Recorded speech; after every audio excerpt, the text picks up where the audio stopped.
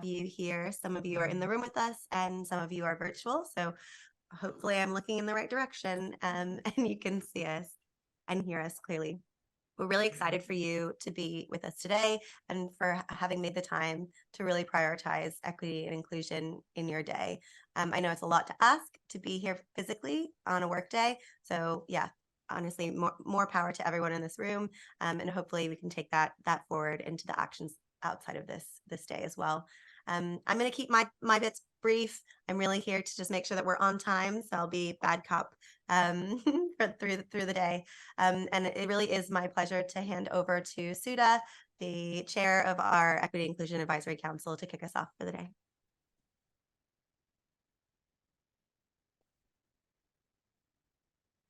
Thank you, Ishtar. Thank you, everyone, for being here. Like Ishtar mentioned, really appreciate the fact that you all have come here so early in the morning. And thank you for everyone who's online.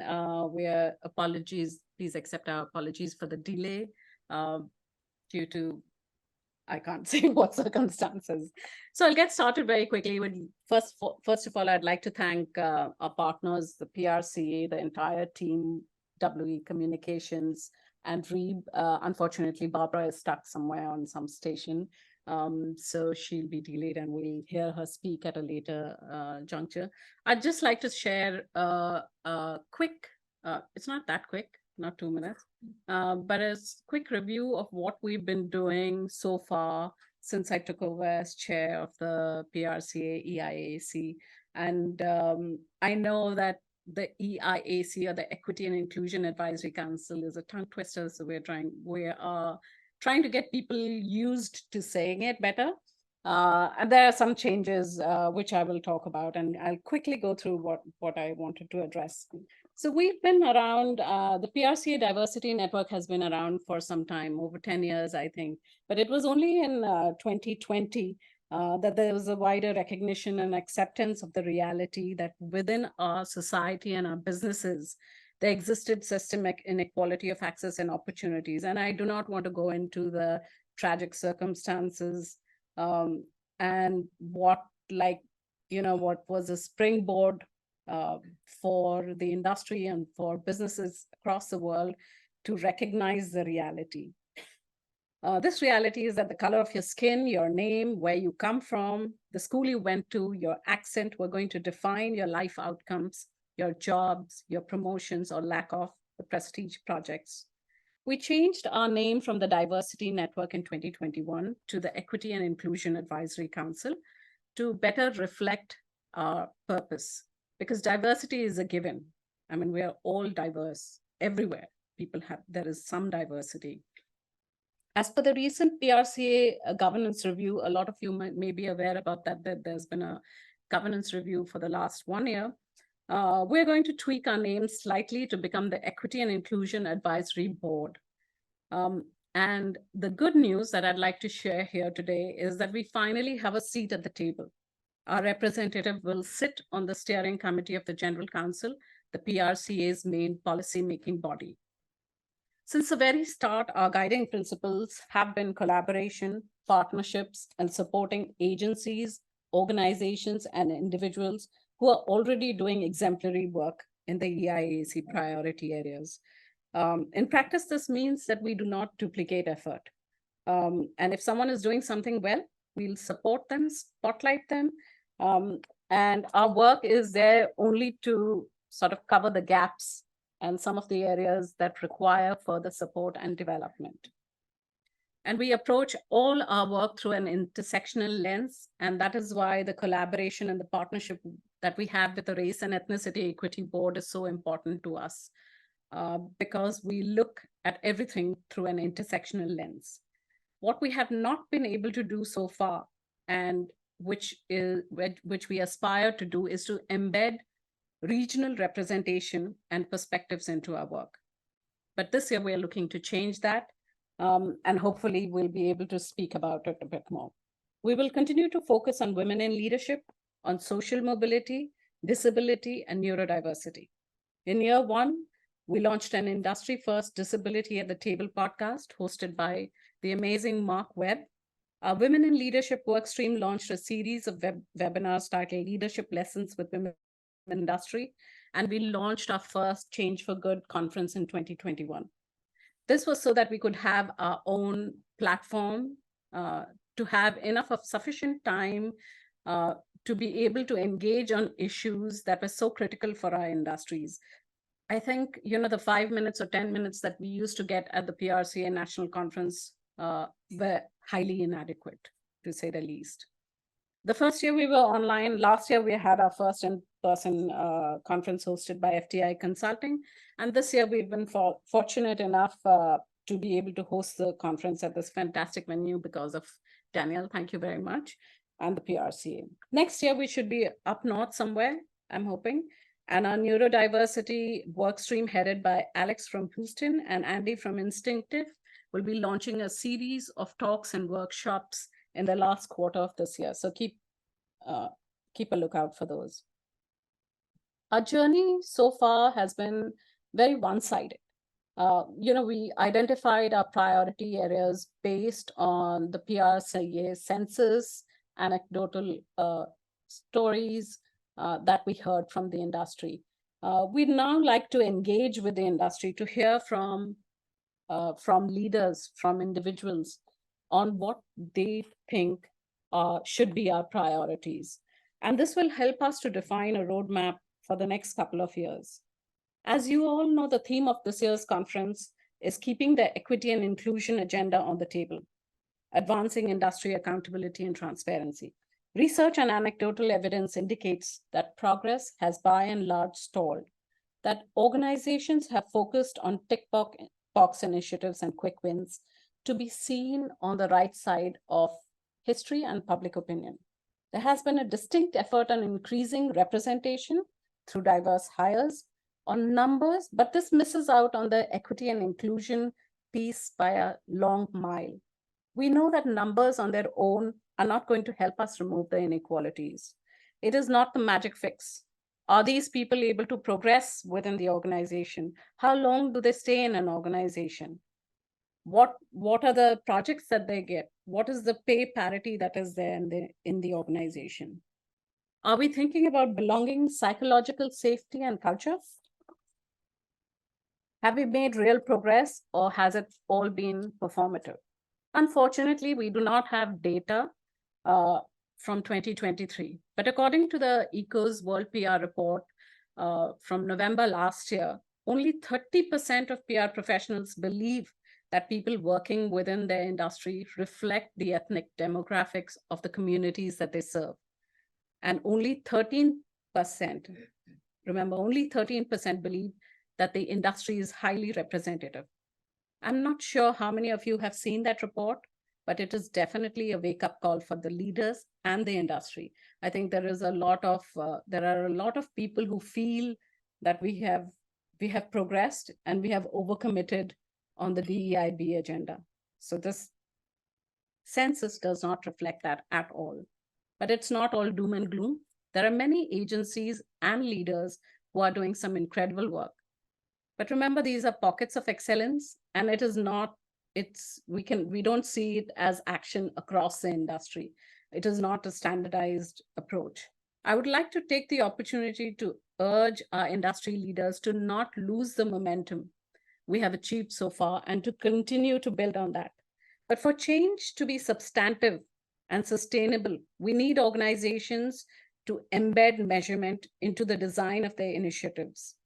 Later today, we'll hear from our panelists more on this, but it is perhaps time for us to do this as an industry, to hold ourselves accountable and to be transparent. Whatever else, one thing is clear, that DEIB, DEIBA, or whatever you would like to call it, cannot be tactical. It has to be foundational to how you run your business. We are at a moment in time where we have an opportunity to change things for the better or let things slide. In the past 2 years, racism, inequality, exclusion have become boardroom discussions. But there's a real danger in the current climate that it gets pushed to the bottom of the agenda because there's a cost of living crisis, an economic slowdown, a war in Ukraine, or general fatigue with the high decibels of chatter around DEIB issues. It's easy to get sucked in and to begin to believe that this is a distraction, that it takes time away from actually running your business or from being profitable. Also know, I think this is very, very critical for people to understand that nobody is expecting perfection from the industry. Nobody expects businesses to say that, we are inclusive, we have equity, and we are all done. That is not what people are looking for. But people do expect authenticity and less of greenwashing. Do not design initiatives because they will get you PR mileage. Design them because it's inherent to running your business successfully, to winning clients who share your values, to attracting the right kind of talent, and to creating a culture where everyone can thrive, where the focus is on equity and fairness and not just equality. And I say this from experience. I've been judging a few awards, and the number of entries that come in from agencies that look like they've been designed to win for those awards, and not because it's a business imperative. So I think it's very, very important to acknowledge that tactical is not good. To end, I'd like to say that DEI is not a sprint or a marathon. It's not a sport.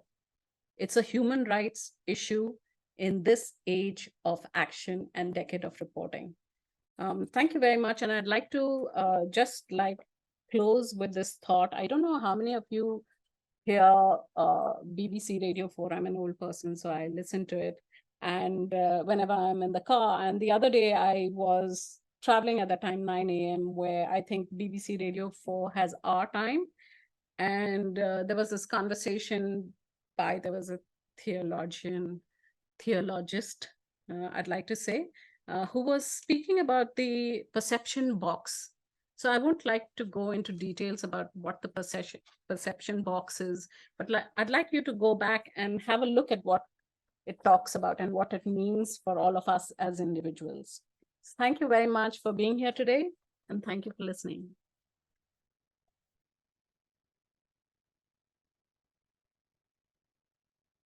Thank you, Sudha. I heard something this week, which reinforced something that you just said, which was inclusion is a growth strategy. And I know all of us feel like we shouldn't have to make the business case for equity and inclusion. But if you do, I think that one-liner is something that I will be forever using, because it is a growth strategy. And it's something that should be integral to all of our businesses. I'm really excited for our first keynote speaker. I believe he's joining us virtually in the spirit of inclusion. And his name is Adams OBE. And many of you will know his campaign and platform, Purple Tuesday. It's celebrated in November, but an ongoing campaign every year. It's coming up in November. And we're really, really pleased to have him with us to share a bit more about the work that he's been doing with his organization to drive forward equity for people with physical disabilities. So Mike, over to you.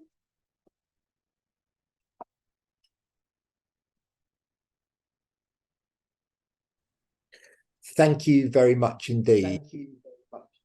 And I hope you can hear me okay. I'm delighted to be joining you this morning. I'd like to say that everything that Sudha said, I absolutely agree with. And a key message for me today is the one that's just been made, that inclusion is the absolute key to growth.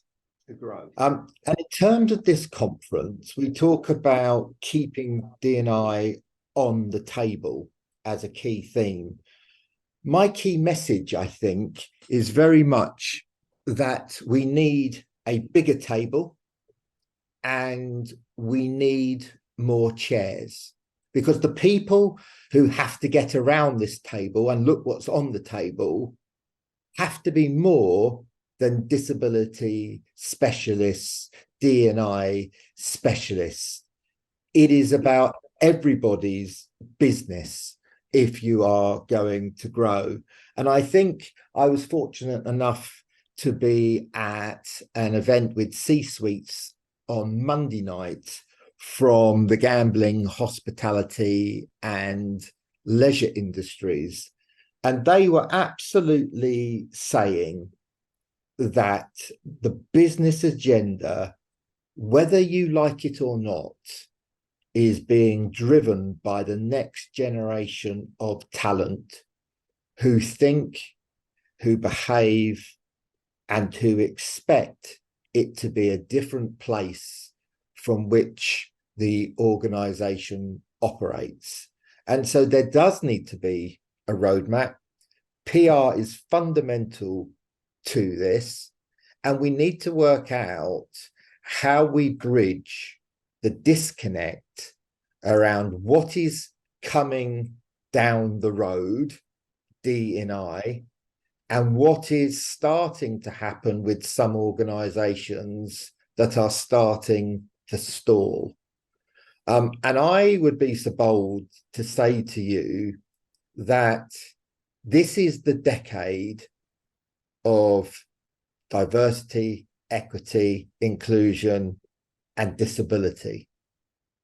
And I absolutely believe that at the end of the decade, those who authentically get it will thrive, and those that don't will struggle to survive. And this is about the social change.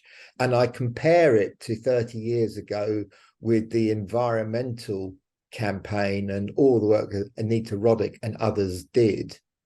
And I think disability and inclusion will be the environmental issue of this decade. If we move to the next slide, please. But I want to go back to the bigger table and chairs and why this issue matters. And my predominant focus this morning is disability. But crucially for you, you have to be involved, and this needs to connect to you. And I do this connection through my LinkedIn posts twice a week that tells my life and why disability should resonate. And I thought it would be appropriate for an audience like this to use some visuals and 4 examples from this year. So in the first example, that actually is me in my, I would say car, but it's a van, it's an 8-seater. I have 5 children, so I need something huge and with my wheelchair as well.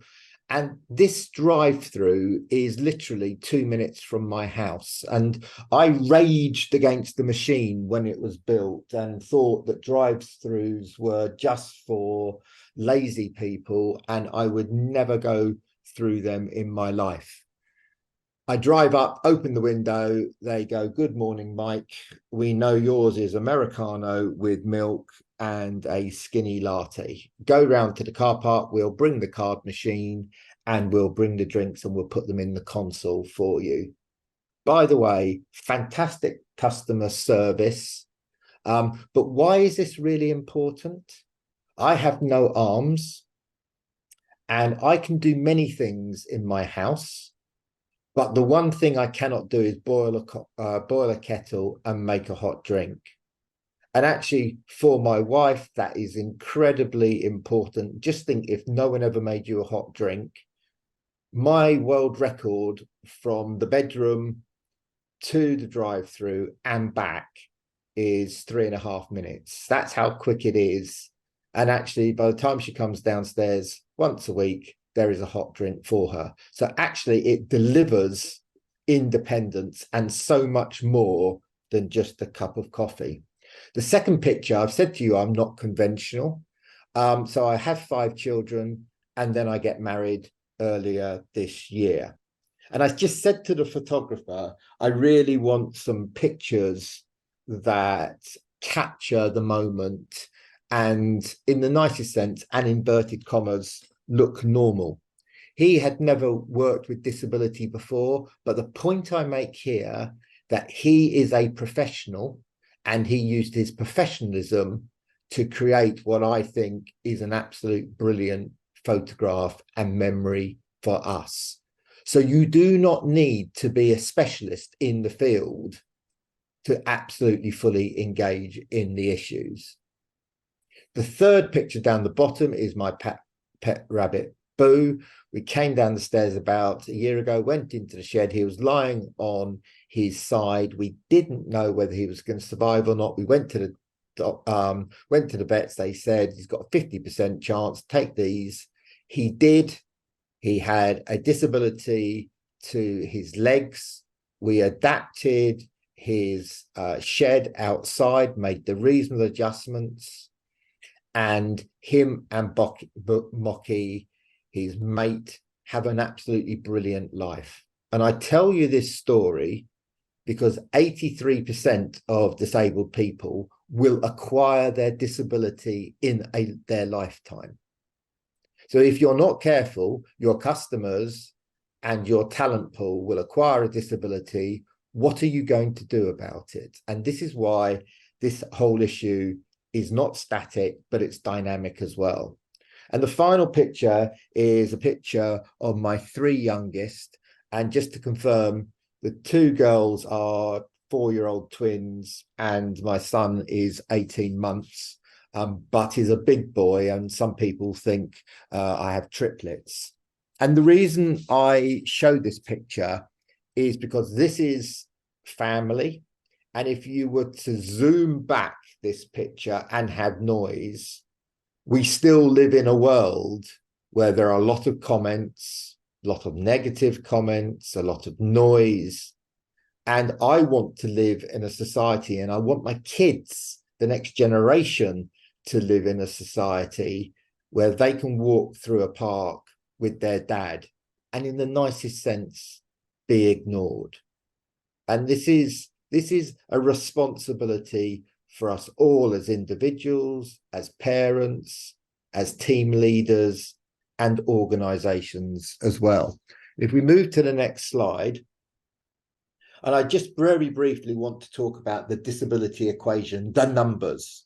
And actually, this is just out of date because we are talking about 24% of the population in the UK that have rights under disability regulation. However, because people are so familiar with the international sign for disability, the wheelchair symbol, when you talk disability, for a lot of people, it equates to the wheelchair symbol. Disabled people in the UK and globally equate to 8% of disabled people.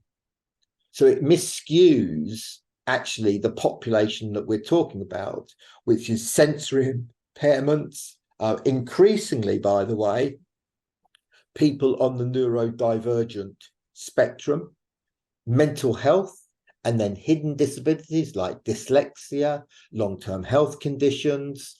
Many people don't know if you've had cancer and are fully recovered from cancer, then you have rights under regulation. And the one that is increasing exponentially at the moment is the outcome of COVID and people with long COVID. And it's recognized that that might create an additional 400,000 disabled people in the next 12 months. Couple of other stats for you. 80%, up to 80% of disabled people have hidden disabilities. So I would walk in your room today, I know I'm on Zoom, you would instantly know I had a disability, but 80% you wouldn't. So you have to reorientate your thinking, your assumptions, and your questions to ensure that in an employee kind of position, you drive the best performance with the reasonable adjustments. And with a customer proposition, you make sure that you are able to meet reasonable adjustments and deliver a quality customer experience. As I said, 83% have an acquired impairment, and just the 92%, which is on polling that I have done in conferences like this, where polls have been made with the definition of disability that I've just talked about. When I asked the question, how many people know someone in their close network who has a disability, or someone in their family, the answers range from 87 to 92%. So this is not a marginal issue. This is not for others to deal with. This is something that invades, impacts, is part of, is integral to most of us here in the UK. And on the other side are the business statistics that you may want to use when you build your PR, when you build your narrative, when you build your story and take it forward, which is the purple pound, the consumer spending power of disabled people and their families is 274 billion a year and rising at 14% per annum. Yet only 10% of disabled people of organizations have any strategy to access this market. The barriers to accessing this market is low. Getting it wrong means that 75% of disabled people have once walked out of a shop, restaurant, bar, office due to poor customer service or poor access. And we've seen in the online market, 17.1 billion is lost by disabled people simply clicking away from a website without making a purchase because it's inaccessible. In 2023 and the world we currently live in, can any business, can any organization afford to do that? And I would say to you, the answer is no. And if you think about your aunt, your nephew, your daughter, your grandma, would you want them to come into your business and be treated differently simply because they had a disability? And the answer has to be no to that. So I wanted to go to the next slide and talk a little bit about what Sudha was talking about and the changing DEI disability landscape and those variables and those factors that are inhibiting, that are holding, that are involving organizations today that needs to be addressed. And I was telling the story the other day of talking to a big corporate about disability, and they said, I'm really sorry, Mike, this is all very interesting, but we are due to do disability in 2025. And I mean, I think that kind of says how far we still have to go, where we can see an issue, but not want to do anything about it for 2 years. And it goes back to the point that Sudha made earlier about intersectionality and the importance of seeing people as humans and the importance of that. So in terms of the changing disability landscape, there is an increasing priority attached to ESG related metrics. People are being expected to do this. And I always talk about the S predominantly and putting the D, the disability, into the S.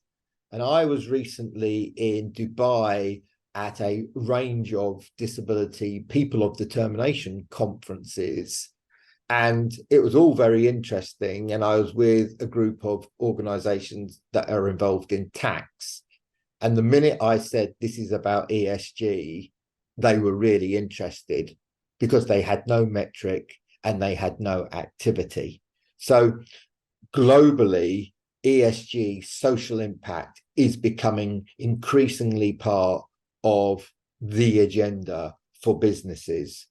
And I also talk about brand involvement, and your brand has to integrate social purpose and has to reflect social purpose. And that has been accelerated coming out of COVID and lockdown. Your staff will want to work for an organization that shares their values. Your customers will start to vote with their feet, their purse, and their wallet if you don't. And investors are looking and expecting to see demonstrable activities in the investments that they make.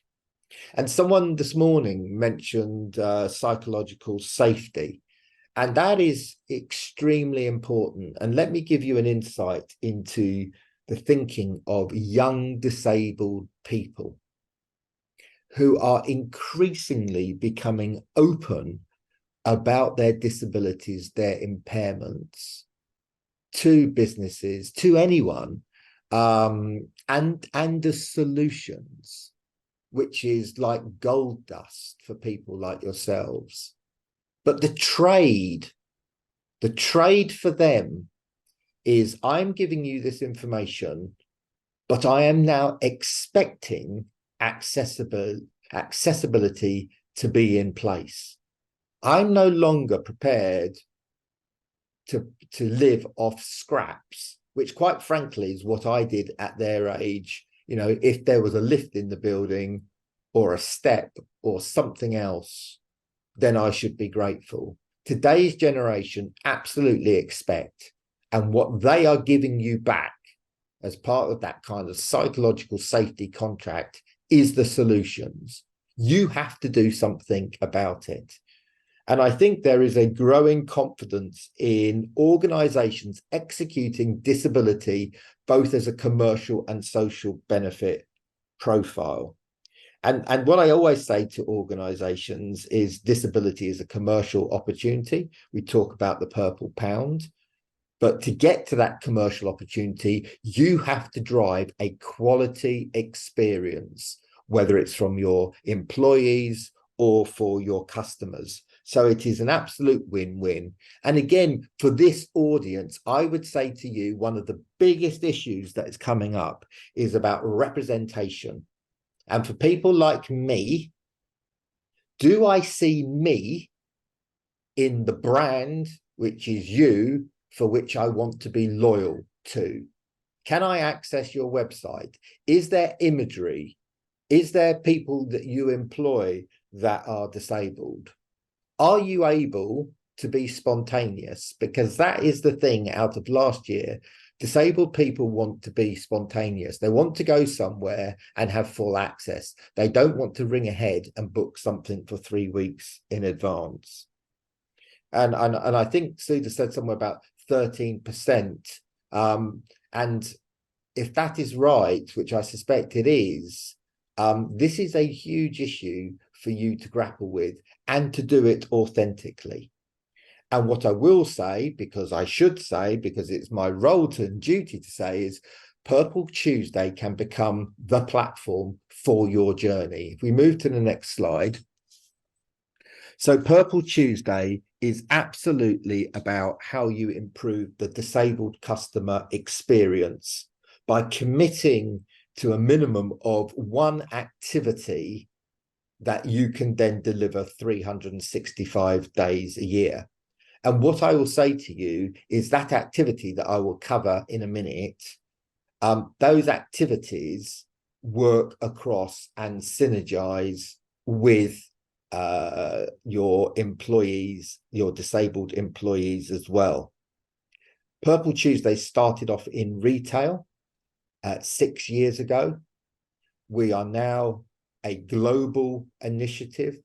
We have every November a Purple Tuesday celebration that recognizes the distance we have traveled, celebrates the commitments, and celebrates the commitments to disabled people and their families.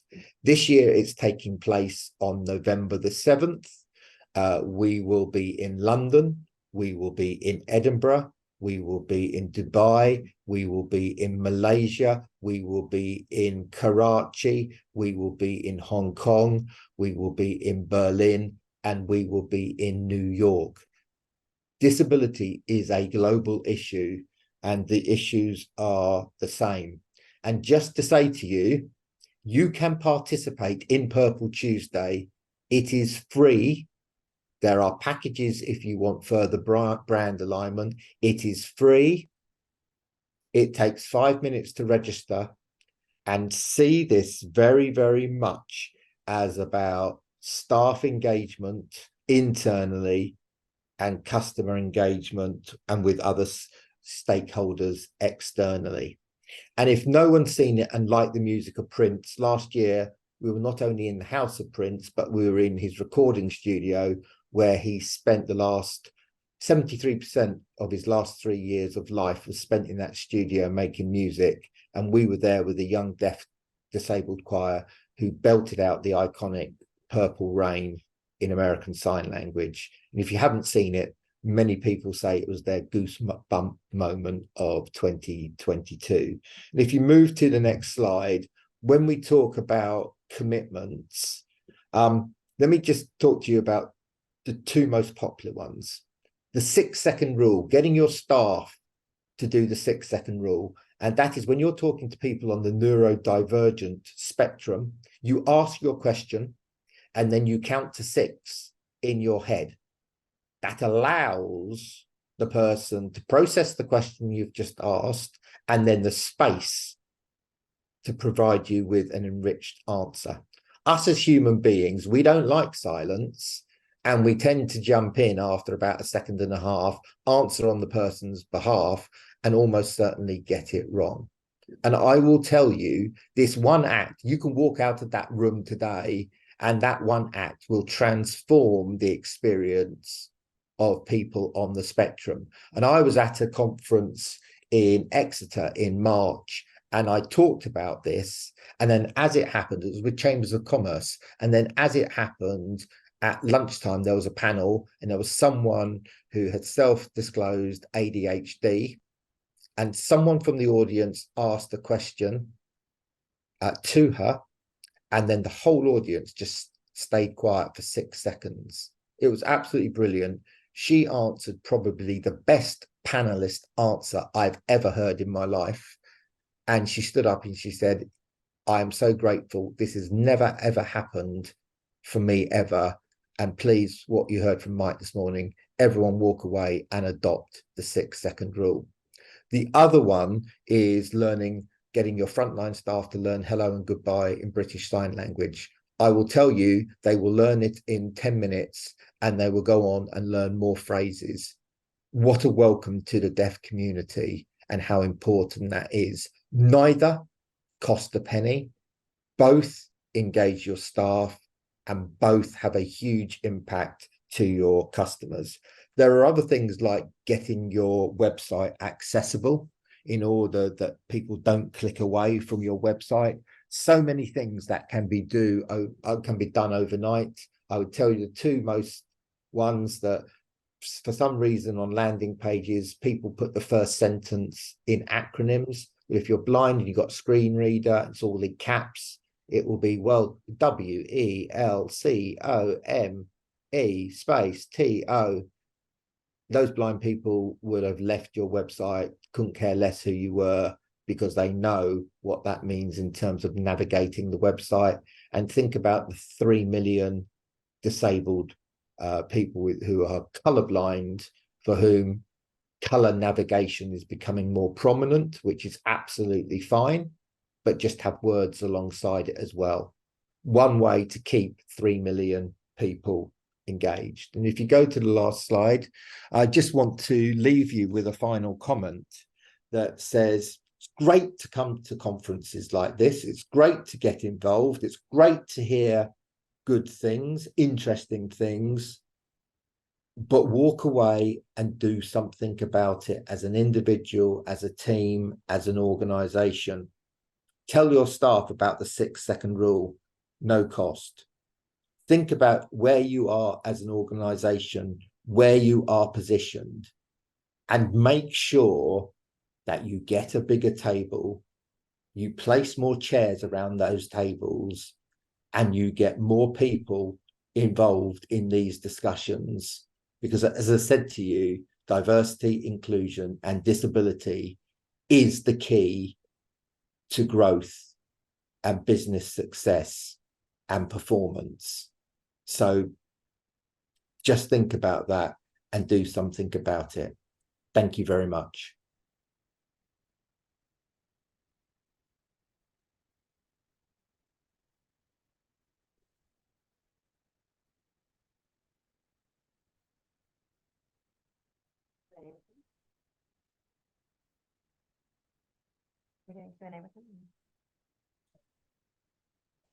Mike, can you still hear us?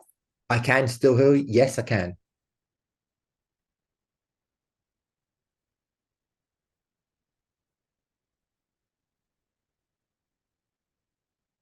Okay, great. We lost you on the screen there for a second, but you're back. Okay. So I'm just going to ask the audience, put you guys on the spot. I really resonated with a lot that you said. And I know I saw a lot of nodding, frowning, smiling while you were speaking as well. I personally will be committing to the 6-second rule. I think as someone who really does not enjoy silence, that's something that I know that will take effort, but I'm going to commit to doing that. So I'm just kick it off and see if anyone. I know Suda has a question. You want to kick us off? Yeah, thank you, Mike, for that wonderful eye-opening session. I just had one comment to make. I mean, it was hugely, what do you say? The whole thing is learning exercise. How through very simple actions you can be just very mindful, and that this is not just about people who work in DEI. I think everyone needs to be conscious of it. And you spoke about the sign language. It's often about, why do I need to learn sign language? It's because we need to open up the world for everyone and not just for ourselves. So that was brilliant. I had a comment on your, the Purple Tuesday in November, and you mentioned the number of countries, and I was wondering why we are not doing India, because I work in India also, and I'd love for India to be a part of this, because disability is there's a huge amount of societal stigma around disability, and people with disabilities are the hidden population in that country. But slowly, I mean, there have been a few activists and there are a few people who are trying to sort of open up the world, but we definitely need something high profile and something that's working everywhere to raise the conversation in the country. Yeah, so just on that, our ambition is by the end of 2025, we will have a Purple Tuesday celebration in every continent in the world, which will include Africa and South America, as well as Oceania, etc., etc.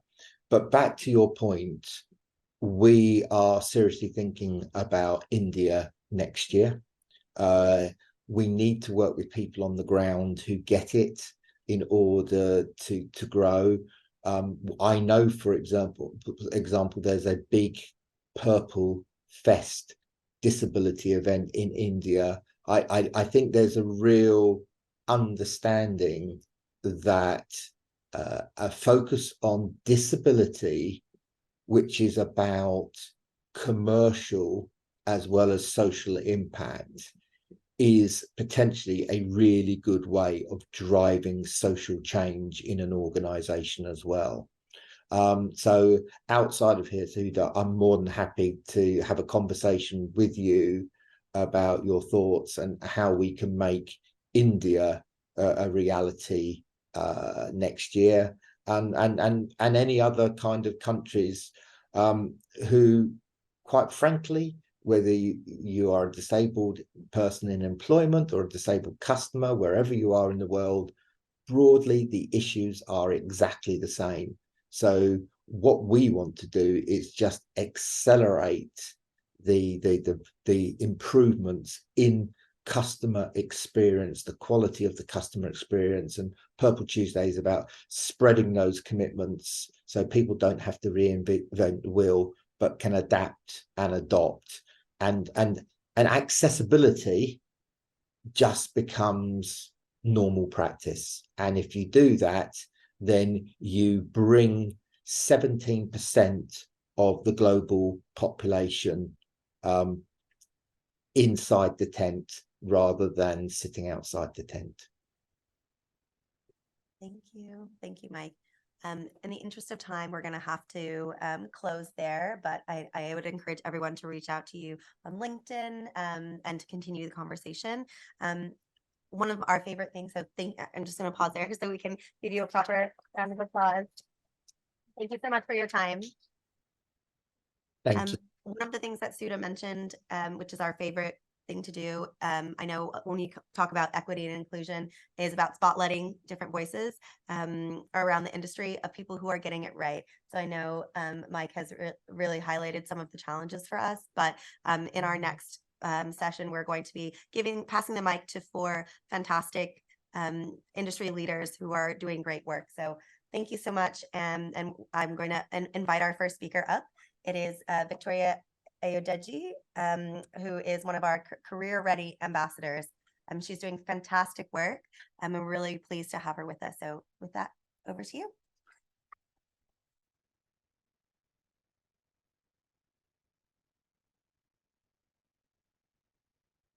Hi everyone, very nice to meet you. Thank you so much, Sheeraz, for the opportunity. So I guess for some context, I am currently the chair of the Career Ready Youth Advisory Board. So for those of you who don't know, Career Ready is a UK social mobility charity. And so we set up the alumni board 2 years ago. So when straight after I finished university, and so Sheeraz very kindly invited me to speak on a podcast with another board member, Mali as well. So I'm going to be speaking about my experiences around, social mobility, access to education, and then also kind of speaking a lot about, the call to action of what can we do as individuals. I think oftentimes it's very easy to get caught up in institutions. And yes, that's really important because those at the top, make a lot of change. But I think for me, my journey has been around the importance of grassroots activism and also what can we do on an individual basis to create that positive ripple effect in wider society. So without further ado, I will begin. So yes, I'm gonna, come from a Gen Z perspective. I was born in 1998, so I am Gen Z, or like a zillennial. And so yeah, I think I really hope that you're able to take something from this. So my name is Victoria. I graduated from the University of Cambridge in 2021. I'm someone who's very passionate about education and social impact. I'm also a DJ. So I love music and I've been DJing. I taught myself how to DJ when I was in my 2nd year of university. I'm very pro gap year. So I did two gap years, one before university and one after university, where I was able to travel to 11 countries in total. And then also do 12 internships. So diversity of thought, diversity of experiences is something that I'm very passionate about. During university, so when I graduated, I got the McKinsey & Company Achievement Award, and then also the Outstanding Achievement Award at the UK Student Social Mobility Awards at the House of Lords. Interesting fact, that was actually on my 21st birthday. So it's definitely a memory that I'll forever cherish and remember. I'm also someone who's a travel enthusiast. So very recently, I went on a 6-month solo travel experience to Southeast Asia. So in the middle there, that's me in Thailand. So the kind of weather we had last week, it was reminding me of Thailand vibes. So I was very happy with that. And so a bit about me and my story. So I grew up in a place in London called Hackney. I don't know if anyone has watched Top Boy on Netflix. So Top Boy is actually based on Hackney. So that gives you a flavor of, I guess how I kind of grew up. Also, interesting fact, I actually went to the Top Boy auditions in 2012. Yeah. That's another story for another day. But yeah, I grew up in Hackney, a very multicultural area. And I think for me, Hackney, quite similar to New York, has more than 100 different languages spoken in just, this area.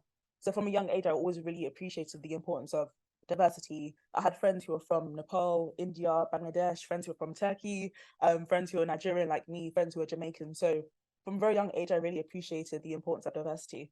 And that photo of me on the left is from 2006.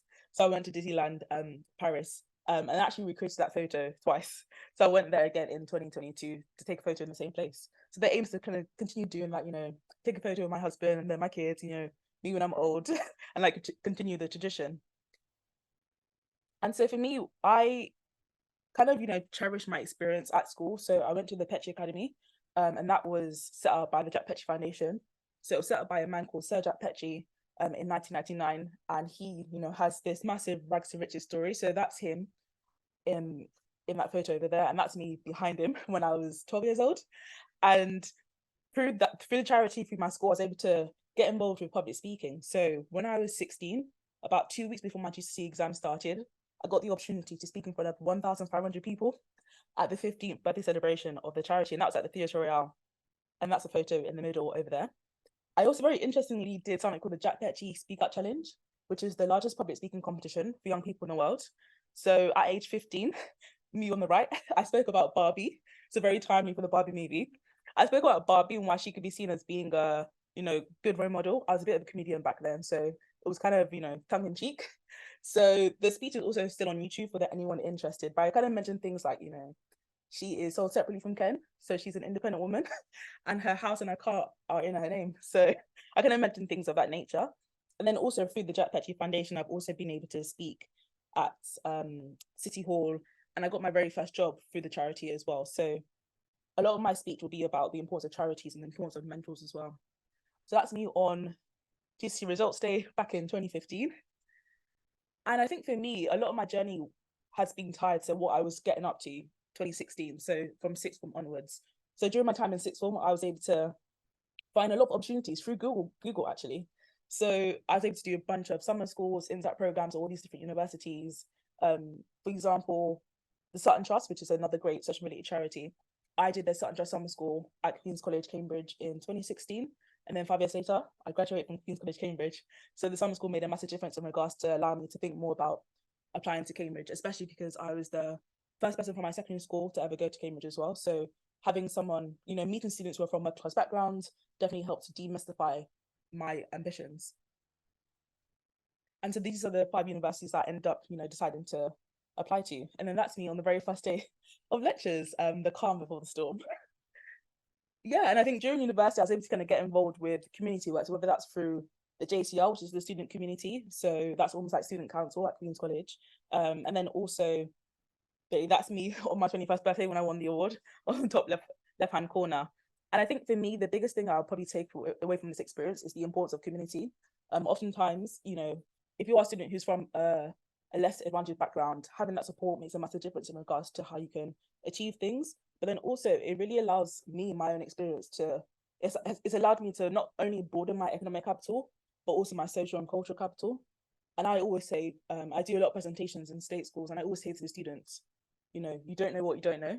And oftentimes I didn't know much, but having those mentors, having those experiences, doing work experience, doing internships, meeting people like Sida, for example, these people, this community really helps to broaden my horizons. And so, yeah, that's me on graduation day on the right hand. And this is also a person who kind of inspired me during school. So he's called Ibrahim Mohammed. And so when he also grew up in Hackney, he went to school in Hackney as well. Obviously, you can tell I'm very proud of being from Hackney. So he actually started to vlog his experience when I was in year 13 about, being a state school student who applied to Cambridge. And so, interestingly enough, I won 2 awards on this at the Student Social Mobility Awards, and he also won 2 awards as well. So it was a nice full circle moment to know that someone who has inspired me has also able to win awards on the same night as well. So how can employees feel like they are making a difference in their everyday roles? I think for me, the importance is on the power of mentoring and also the power of knowledge exchange. Yeah, so these are, different charities that I kind of came across during school or sixth form or university.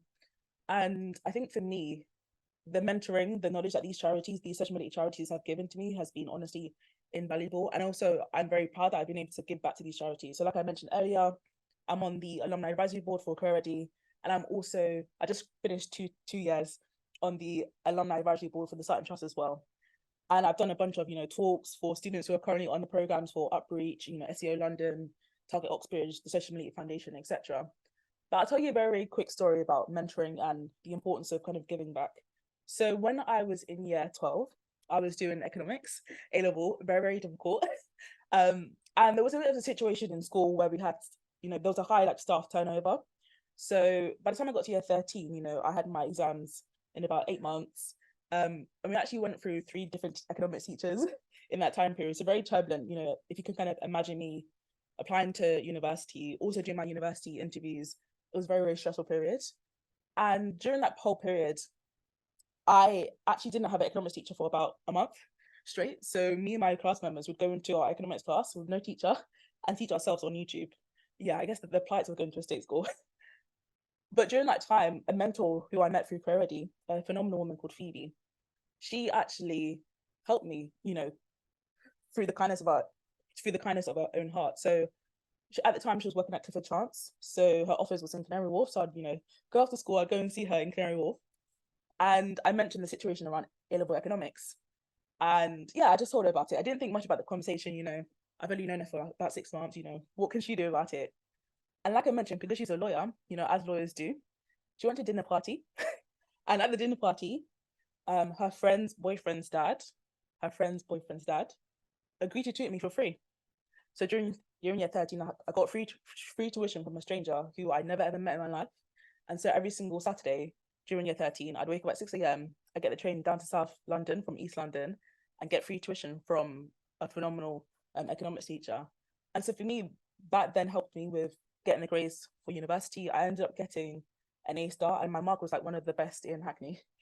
So I think coming from a very turbulent background with having all those teachers, not having a teacher for a month, having to teach ourselves, and then having the kindness of my mentor through Koray Ready, giving me the opportunity, I think that's definitely something I'm very grateful for as well. And so when I did a gap year before going to university, I also was able to do internships at all these different organizations. And again, a very quick story about mentoring and networks. When I was in year 12, I did a 1-week work experience at Deloitte. And at the time, maybe about 3 months before the internship, I actually wanted to be a dentist. So I wanted to be a dentist for about 3 years. And then maybe a few weeks in the summer, I thought to myself, okay, I don't do biology A-level, I switched biology for economics. So what am I going to do with my life? I think considering how I came from, a migrant background, there's a lot of emphasis on trying to become a doctor, a lawyer, an engineer, something quite traditional. So all of a sudden I thought, okay, I'm not going to be a dentist. Then, what do I tell my mom? So thankfully, at the work experience, I knew I wanted to do geography at university. And surprisingly, I managed to meet so many people who did geography at university, at Deloitte. And so then it kind of opened my mind in regards to the fact that I thought, okay, well, I haven't just got to, be a geography teacher. I can go into commercial law. I can go into consulting or audit or tax. Again, I was 16, 17 years old. I didn't know what those options were, but having that access definitely helped with building my confidence. And a very quick story, when I was at Deloitte, I met a woman who was working in real estate at Deloitte. And I mentioned to her very briefly at the end of the session that I'm thinking about applying to Cambridge. And then she basically mentioned that she can put me in contact with her friend who did geography at Cambridge. And so she put me in contact with him. And basically through that opportunity, I then was able to get mentored by him. So he came all the way to Hackney to do a mock interview with me, helped me with my personal statement, helped me with applying to university. Again, this was a stranger. And yeah, in the end, I ended up getting in, and I'm still in close contact with him as well. So mentoring, the power of networks makes a massive difference. So very recently, these are kind of the different internships and work experience I've been able to have. And again, I've learned so much about the importance of giving back, the importance of having really good employee resource groups as well. I think it makes a massive difference in regards to having more of a ripple effect. So with all the different experiences I had so far during my time at university and also post-university, I've been able to kind of give back. So whether that's through mentoring students to get into Cambridge or educating state school students about apprenticeships or gap years, for example. And then also, I very recently went to America last summer with a charity called the Patchwork Foundation, and that's us outside number 10. Yeah, and speaking back at my old school as well. And so I also believe in the power of social media. So these are kind of different messages I was able to receive through social media of students who I've helped get into university. And yeah, I think I'm very grateful that at least I'm able to kind of support other young people who want to make a journey to do a gap year or do an apprenticeship or go to university. So I really learned the importance of paying it forward. So this is the photo I mentioned of me doing the summer school in 2016 and also 2021. Yeah, standing in the same place. Yeah, so you can definitely find me on LinkedIn and also Instagram. I'll put the handle as well. And I'm also online, I've written a bunch of different articles on the issues around education and social mobility. And I've also been on a variety of podcasts, including Sheeraz. So if you want to hear more about my journey, I definitely recommend listening to that podcast. But I'll leave you with 2 quotes. Like I mentioned, I'm a DJ, so I love music. The first quote is by, Marian Wright Elderman. So she's a children's rights activist, and she always says you can't be what you can't see. So I think I ask you going forward, and you probably already do it because you're in this room, the importance of trying to give back. So if there is a young person that who's from a less advantaged background, how can you give access to your network to them? How can you support them? But then also just being your amazing self, you inadvertently inspire others as well. And then the second quote is by Beyonce from her Lion King, The Gift album. And she says, better wake up because you're part of something way bigger. Oftentimes, when life is very difficult, it's very easy to get caught up in our own individual lives, but we need to realize that there is so much more to life. There's so much more to us as well, and we are all fundamentally connected as well. So yeah, that is me, and that is the end of my presentation. Feel free to connect with me on LinkedIn. That is my QR code. And if you've got any other questions about education, social mobility, Gen Z, please feel free to reach out. But thank you so much.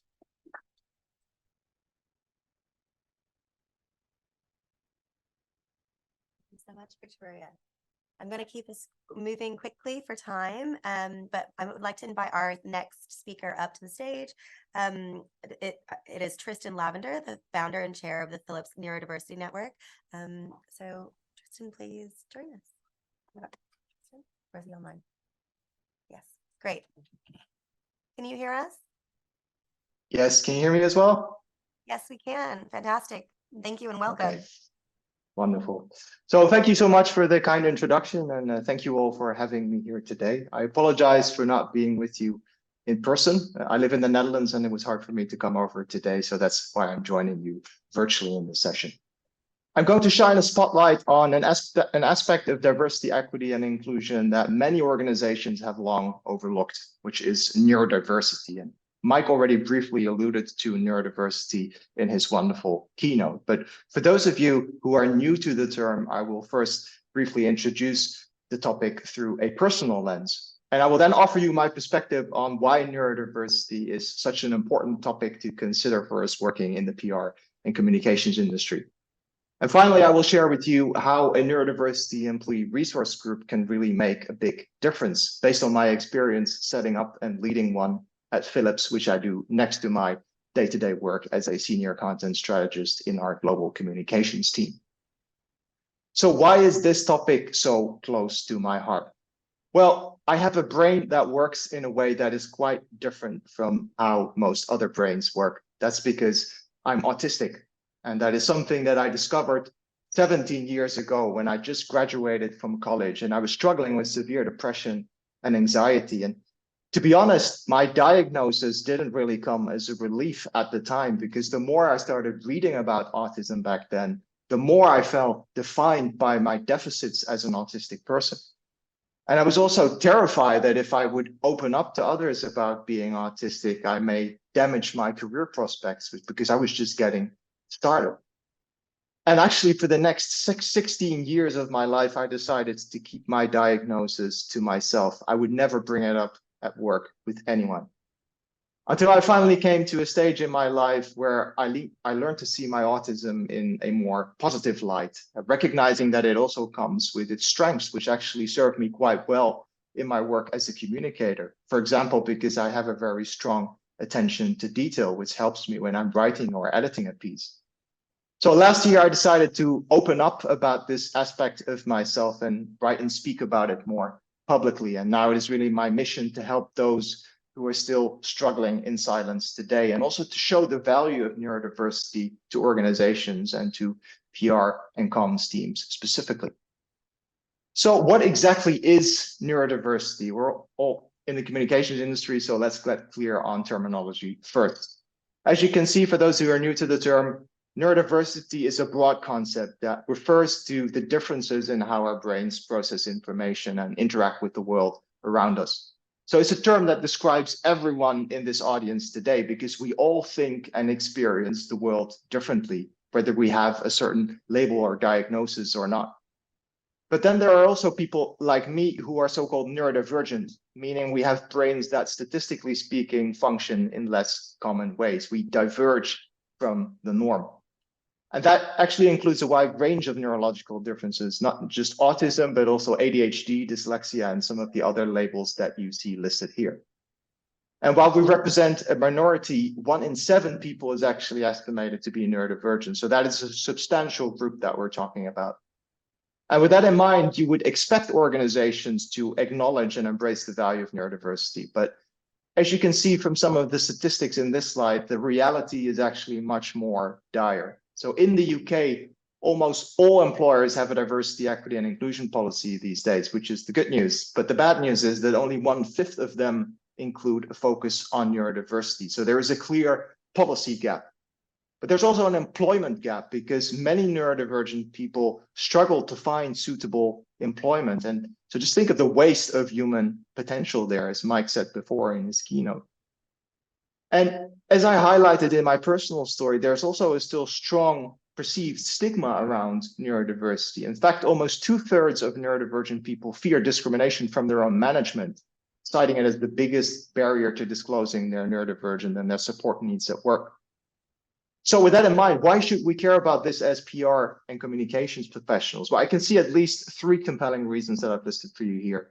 So first, as I said, from personal experience, being neurodivergent is not all bad. It also comes with unique positive qualities that can enrich your team. So for example, having worked with colleagues who have ADHD or dyslexia, I've experienced firsthand how creative they can be. And if there's one thing that's important in our industry, it's creativity, of course. A second, if we can create more neurodiverse teams in our organizations with different ways of thinking, we can also craft communications and PR campaigns that will resonate with wider, more diverse audiences. And now third, we can also use our skills and influence as communicators to really change the narrative on neurodiversity and to give a platform to neurodivergent voices for them to be seen and heard. And that was a strong motivator for me personally to set up a neurodiversity employee resource group at Philips, which is a global platform that brings together neurodivergent people within the company and those who want to be better allies. We started last year, and we now already have almost 600 community members worldwide within Philips, all sharing their insights and experiences and collectively advocating for a more inclusive work environment where neurodiversity is supported and can be openly discussed. So we regularly organize awareness events with our employee resource group and campaigns on neurodiversity.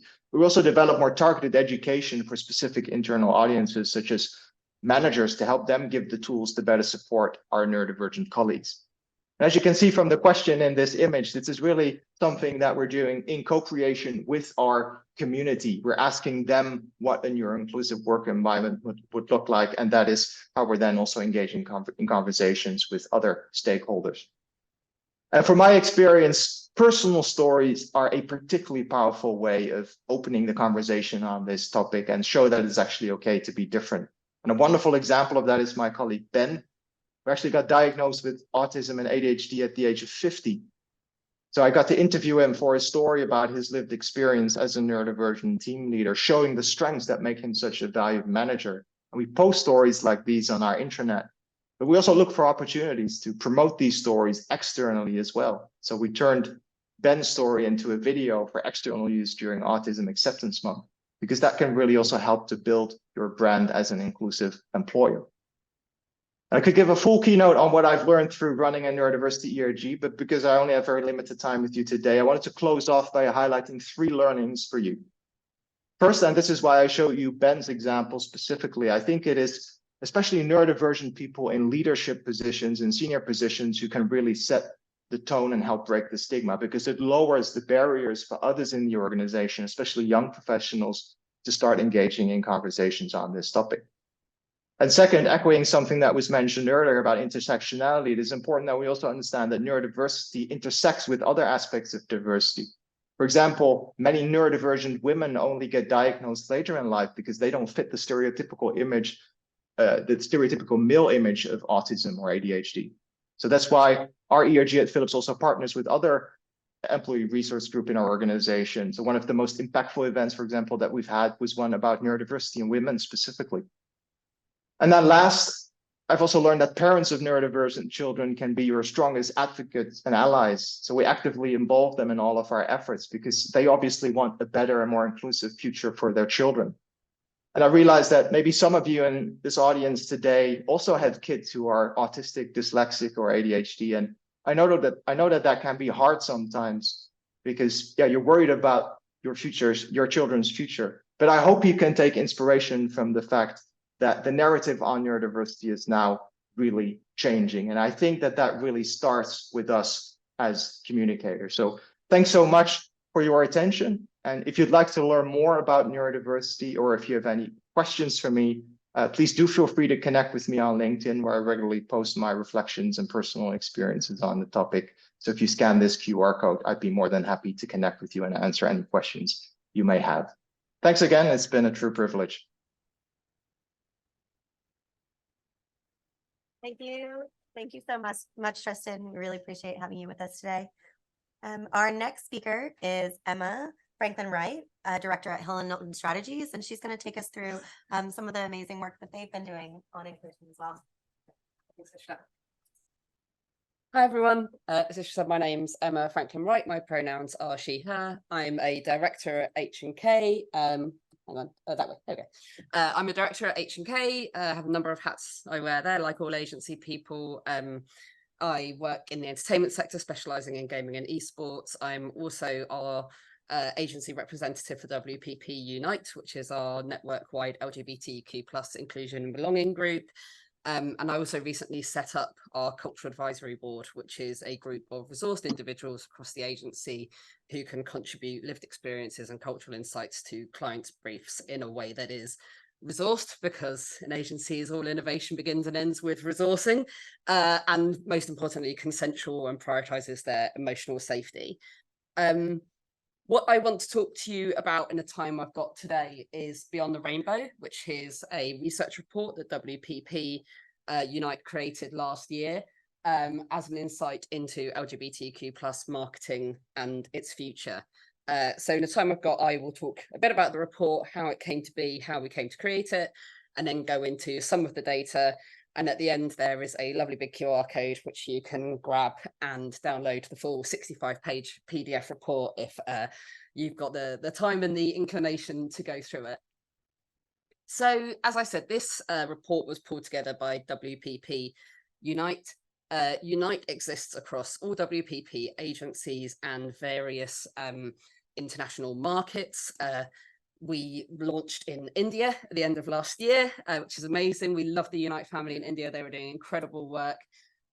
We have branches in Australia, North America, UK, all over the place. Our work obviously begins and ends with helping LGBTQ+ people feel included at WPP, but also contributes to client work and pro bono work. So in the top right, is a piece of work we're really proud of, the human rights campaign in the US called the Reality Flag, where we removed the stars for states where LGBTQ+ rights are impacted. WPP Unite came together to create Beyond the Rainbow as a truly multidisciplinary, multi-market, multi-agency piece of work. You can see here this huge and brilliant team that includes 13 different WPP agencies, 4 different study partners, and 2 different contributors from brands and platforms. And we all came together because we were feeling like, our clients increasingly needed, dare I say, convincing to continue with their Pride campaigns, to continue with marketing to the LGBTQ+ community, and guidance in taking that from a place of maybe tokenistic representation. We love rainbow logos during Pride Month, please don't take them away, but how do we move the dial on? And the data that was out there wasn't necessarily what we needed as marketers in order to do that meaningfully.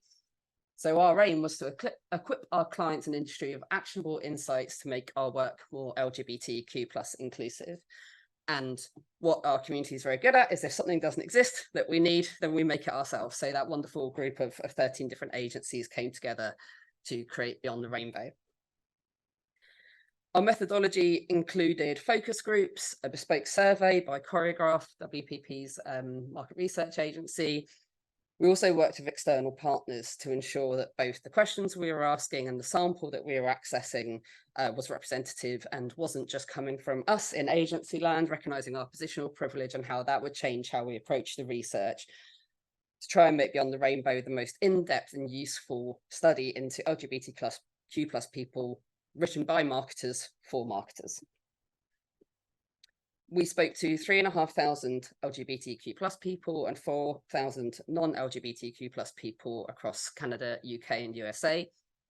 Part of the reason why obviously we didn't just speak to the queer community, and a terminology point, I use queer from a place of reclaiming that word in a positive place. I know it's a word that some people have very negative associations with historically, but I just want to flag that when I use that, even I can only say LGBTQ+ so many times in a presentation without needing to mix it up a bit.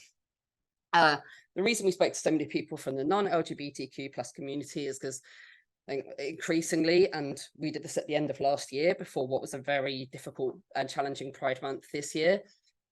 Brands were thinking, well, if we do that for them, how's the rest of our audience going to react?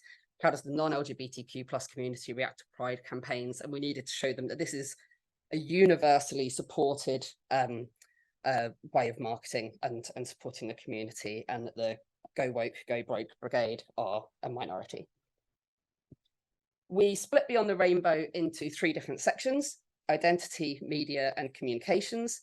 Identity, to understand how people are feeling about their LGBTQ plus identities, specifically looking at gender fluidity, non-binary identities, generational gaps. One of the things that we really baked into the study was core breakdowns of demographics. So we asked about income, we asked about rural versus city communities, we asked about race and ethnicity, we asked about disability, so that we could get truly intersectional idea of people's identities. We also asked about media habits and media consumption. Again, this is written by marketers for marketers. So we talked to them about where they go for their queer news and insights, and different media habits, and where they spend their time on social media. And finally, we asked them about brand communications and how they react and their preferences there. Again, the eternal question, do you like it when brands change their logos to rainbows for Pride? We asked them about that. We asked them about representation in advertising, how that makes them feel, if they're satisfied with it, and got some incredible insights that some of our Adland agency partners who contributed to the report have turned into a really impressive model for representation. And again, the big QR code at the end can take you to all of that. But today, with the time I've got, I'm just going to focus a bit on some of the insights from the identity section of the report, just to give you a flavour for the sorts of data that's in there. In short, in our identity section, what we realise is the future is fluid. What that means is that Gen Z, if you look at our respondents' data, 22% of our 18 to 24-year-old age group identify as LGBTQ+, by far the biggest group in our age breakdown. This graph is quite interesting. I think lots of people take this data and can spin it and say, this is brainwashing, this is grooming, all of that lovely stuff. To which I say, have you ever tried to convince Gen Z to do anything they don't want to do? I can't make our younger colleagues come into the office 3 days a week, let alone brainwash them somehow. Victoria, our Gen Z in the room, can I convince you to do anything you don't want to do? Exactly. Another interesting perspective on the size of the LGBTQ plus community in Gen Z, which people are increasingly recognizing, is that especially if you look at the older age groups on the right-hand side there, those are age groups where we tragically lost a lot of the elders of our community during the HIV/AIDS crisis. There is a heartbreaking photo that you can find online of the San Francisco Gay Men's Choir, where there are the whole choir, 4 rows of people dressed in black, maybe 4 or 5 people dressed in white. They are the people that survived the HIV/AIDS crisis. Everyone else in that choir is representative of someone who died during that time. So again, I think sometimes you look at this data, if you don't apply critical thought, people can look at that big number of Gen Z identifying as LGBTQ+ and spin it in a certain way. But if you apply that critical thought and think, well, could I convince that group to identify as something they're not? Why are we missing so many older people? You start to realize maybe what's going on behind the data. Another very interesting take from the data is when you ask 18 to 34-year-olds, 35+-year-olds how they identify, you'll notice that younger generations are way less likely to put themselves into specific boxes. So they're more likely to identify as bisexual, pansexual, queer versus gay or lesbian. Which again, when you're thinking about future briefs, Claire McAlpine from Group M, who's one of the contributors to the report, now says, if you've got a Gen Z brief, then you've got a queer brief, because such a large proportion of that group are identifying as such. And even if they're not identifying, in our media section of the report, you can see that I think it's 96% of queer Gen Z actively seek out queer media and influencers, and 89% of non-LGBTQ+ Gen Z are actively seeking out those information sources as well. So you can see, again, as marketers, we're obsessed with Gen Z, and there's some really interesting data about how they identify in here as well. And I've said they are 4.5 times more likely to identify as trans or non-binary, as our older groups, which again leans into this point of the future is fluid, identity is fluid. And when you're considering those briefs and future-proofing queer media, future-proofing your campaigns, this is the demographic that you can't ignore. Then thinking about the workplace, this data might surprise some people. It might not surprise you, depending on how much you speak to queer people in the workplace. 42% of our respondents said that they are fully out at work. And I think there's an interesting dynamic to all of us as business leaders that bringing your authentic self as an LGBTQ+ person into work requires active disclosure. It is not a visible form of diversity. It requires trust, and it requires active disclosure on the part of the person who is coming out to you. I was saying at coffee before, I absolutely love it when people come out to me at work. I am of a generation I went to school under Section 28, so I had zero visibility when I was going through the school system. And now when people in my team come out to me, I am still always surprised because I still do not expect to find other gay people in the workplace. But that requires a creation of an environment of safety, of trust. And it's important for all of us to remember that you may not know who in your team, who in your company is queer, and therefore we have to create that environment of safety. This data increases even more when you think about people outside of the gender binary, whether trans people are out in the workplace. Again, I don't think this is surprising, given the atmosphere around trans and non-binary people, given the media narrative around them, that people aren't necessarily out at work. But when you think about your policies, it's very easy to go, oh, well, we don't have any non-binary people who work here. Well, maybe they come into the office and present in a certain way, but maybe if they felt more comfortable to disclose that about themselves, then they may be more open at work, and you may find out more about your workforce. I think with all of this, there is the difference between privacy and secrecy. People have a right to keep their private lives themselves, but if they feel they have to keep it secret, that's when it crosses a line. You'll be pleased now I'm about to wrap up. We also looked at this data by income level, and it's really interesting to see that people on lower income levels are less likely to be open about their sexuality at work. And again, that comes from a place of security, maybe. And again, it's worth considering how that plays into your inclusion strategies. So in summary, the future of queer identities is fluid. Audiences will continue to get queerer and more fluid. As we future-proof our marketing strategies, you need to keep considering how you authentically engage with this audience. As someone earlier said, that diversity inclusion is a growth strategy. It's absolutely right. These are people that you cannot ignore. And the most successful brands will foster a truly inclusive space for LGBTQ+ employees. So consider that number that you may not know everyone in your workforce and how they feel and what their identity is and how you build an inclusion strategy around them. So here's the promised big QR code. If you would like to download the report for free, you can do so by going to wpp.com/beyondtherainbow, or the QR code will take you straight there. It's a really beautifully written report, and I hope people find lots of interesting insights in it. So thank you everyone for listening.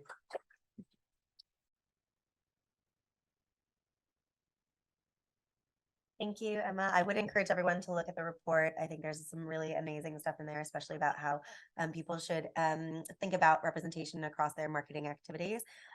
Without further ado, I will invite our final spotlight speaker, Nicky, to join us. Nicky Regazzoni is the co-founder and co-CEO of the PR Network. Nicky, thanks for being with us. Hi, everybody. I don't have any slides because Sudha very kindly invited me to come and talk to you today about why my business partner, George, and I, 18 years ago this month, couldn't see the PR agency that we wanted to work for. So we decided to set up our own. So Sudha asked me to talk about our journey, our model, how it's different, our values, and then where we find ourselves today. So just wanted to sort of set the scene, and if I may just go back 20 years to where I was working at the time in my career for a PR agency, which I won't name. I didn't have a family at that point. And I was looking around and I was talking to some of my friends and peers who were working at board level. They had young families and big responsibilities at home and at work. And they were clearly struggling and suffering, I would say, in juggling the two and finding a way to make it work and deliver their responsibilities and be happy. And I was thinking, oh, that's not right. That's a bit rubbish. Why is it so difficult? And as I started to pay more attention to what the issues were, I realized that there was no flexibility. At that time, flexibility wasn't something that employers had to offer to their staff legally. Also, technology-wise, this is, if you can remember a time when Skype was in its infancy, there were no smartphones, laptops weighed a ton. It really wasn't a thing to sort of flip back and forth and work on the train. So I thought to myself, I don't want that for my future. I love my job in PR and comms. I want to continue, but I don't want to, at the point where I have a family, try and work like this. So I went freelance and I decided to set up on my own and work by myself for a while. My business partner, Georgina, who I now job share with, had just had a baby, and she didn't want to go back to her job. She was working as a director at another agency, and she was worried about how she would handle some of the issues that I've talked about. And I was seeing, as well, as I went round and about my clients, talked to other people who'd gone freelance, I realized there were lots of other people like me who decided they also didn't want to handle the responsibilities of a job working for an employer at that time, and their family life. And so I thought, well, this is interesting. There are lots of senior people, lots of people who've built up an expertise in their particular sector or discipline, or also I was noticing, because I was working for international clients, this was a pattern all over the world. Why don't George and I sat down and we thought, why don't we set up a new type of agency that will create a workforce based on this talent, rather than being confined to a small number of staff that can handle the 9 to 5, that can commute back and forth to an office. So George decided to quit her job. We went for it. We set up the company on the 27th of September 2005. So as I said, it's our birthday in a couple of weeks. We are having a big party. And we decided to just build a network of people with experience. We wanted to only work with people who'd worked for about 10 years plus in-house or in agencies, so we could offer our clients a degree of expertise that they would feel confident in. And then we would manage those people, and we'll go out and market this concept to clients. And then we would manage the resource, manage the budget, and make sure that we could offer the right mix of talent and experience and resource to the clients, and go from there. And we started with a project with Sony in 2005, and it's kind of just snowballed from there, really. So today our model has changed slightly in that we do have 10 core staff. Amber is our latest joiner. She's actually just started as an intern with us this week, which is fantastic. And we have a number of client service directors based around the UK but working from home, who are managing this large network of talented people who are now all around the world. We're on 4 continents. Last year we ran campaigns in 40 plus countries, and our core team allow those people to sell their time to us in a way that works for them. So we're not prescriptive. We're all about flexibility and allowing people to work in the way that works for them. So in terms of inclusion and the point I was making at the beginning about keeping women in the workforce, but this isn't just about women. Obviously, it's about anybody who can't work in a rigid 9 to 5, who can't commute to a fixed place of work, but has so much to offer in terms of the skills and experience they've built up over the course of their career.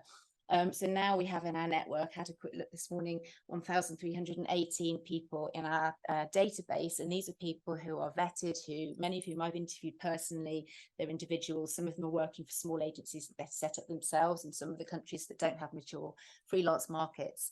We've offered work opportunities on fantastic clients to hundreds of people.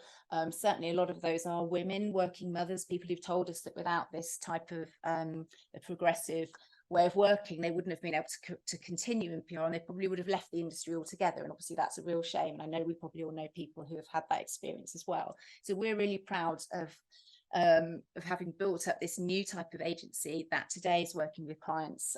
We specialize in the tech and consumer sectors, so We work with companies like Workday, Western Digital. These are international clients that we're working with in 10 plus countries. On the consumer side, we work with Toyota and Lexus. We do all their lifestyle PR in the UK. We just started working with What 3 Words. We work with Beyond Meat. So you can see these are big organizations, and what they like about working with us, and I think all of those clients, apart from What 3 Words, have been with us for several years now, is that they know our staff are happy. So it's about well-being, it's about well-being at work, it's about good mental health, and they know that we treat our people well, both our core staff and our wider network. We've just been we've just certified as a B Corp. So we're really proud of that, and we've scored 90% for workers, and that's not just our core team, but our wider network as well. So that shows to our clients that we're treating our people well, and obviously they want to work with agencies and companies that have a good attitude to people, and have been able to demonstrate this kind of very inclusive approach to resourcing and talent management and so on. So I'm speaking very fast because I'm really conscious of time, so I guess it's good I don't have any slides. But so I guess where I would like to end is just to say that we have shown over the last 18 years it is possible if you you know, you're an employer who really cares about your workforce and wants to try and make it possible to be inclusive. If you predicate your culture on flexibility and freedom and trust, and empower people through your values to work in the way that works for them, then that you will get the benefits back. And I think as an industry, we will all also benefit from that, because we'll score much higher on mental health, so on. So you know, I hope that that's been useful, and other people can learn from our experience.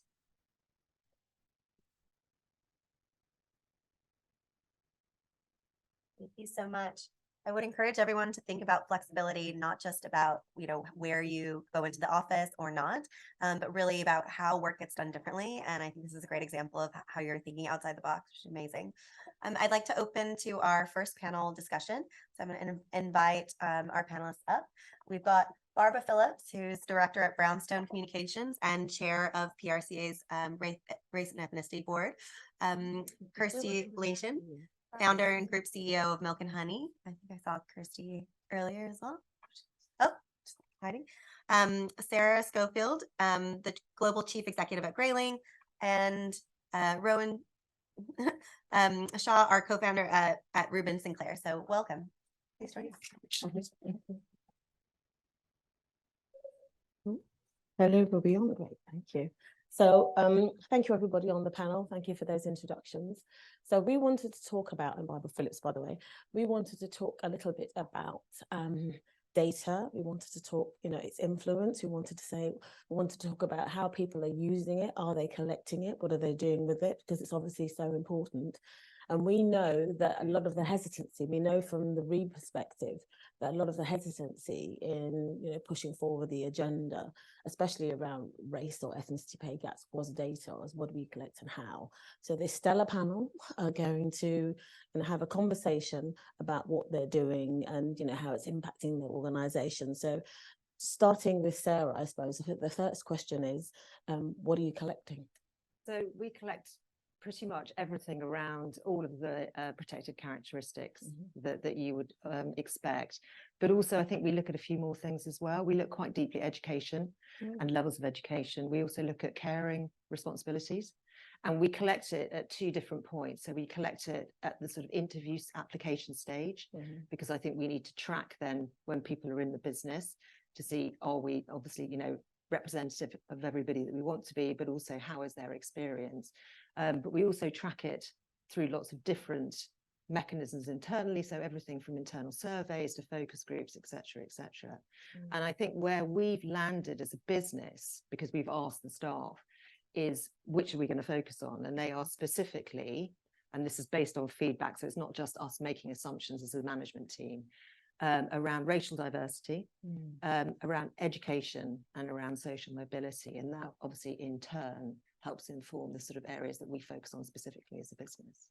Absolutely. And it's interesting that social mobility, personally, I think social mobility should be the 10th protected characteristic. It kind of weaves in and out of everything. So I always include it as 9 sort of stroke 10. So yes. great that that's coming up, and racial diversity as well, the Yeah.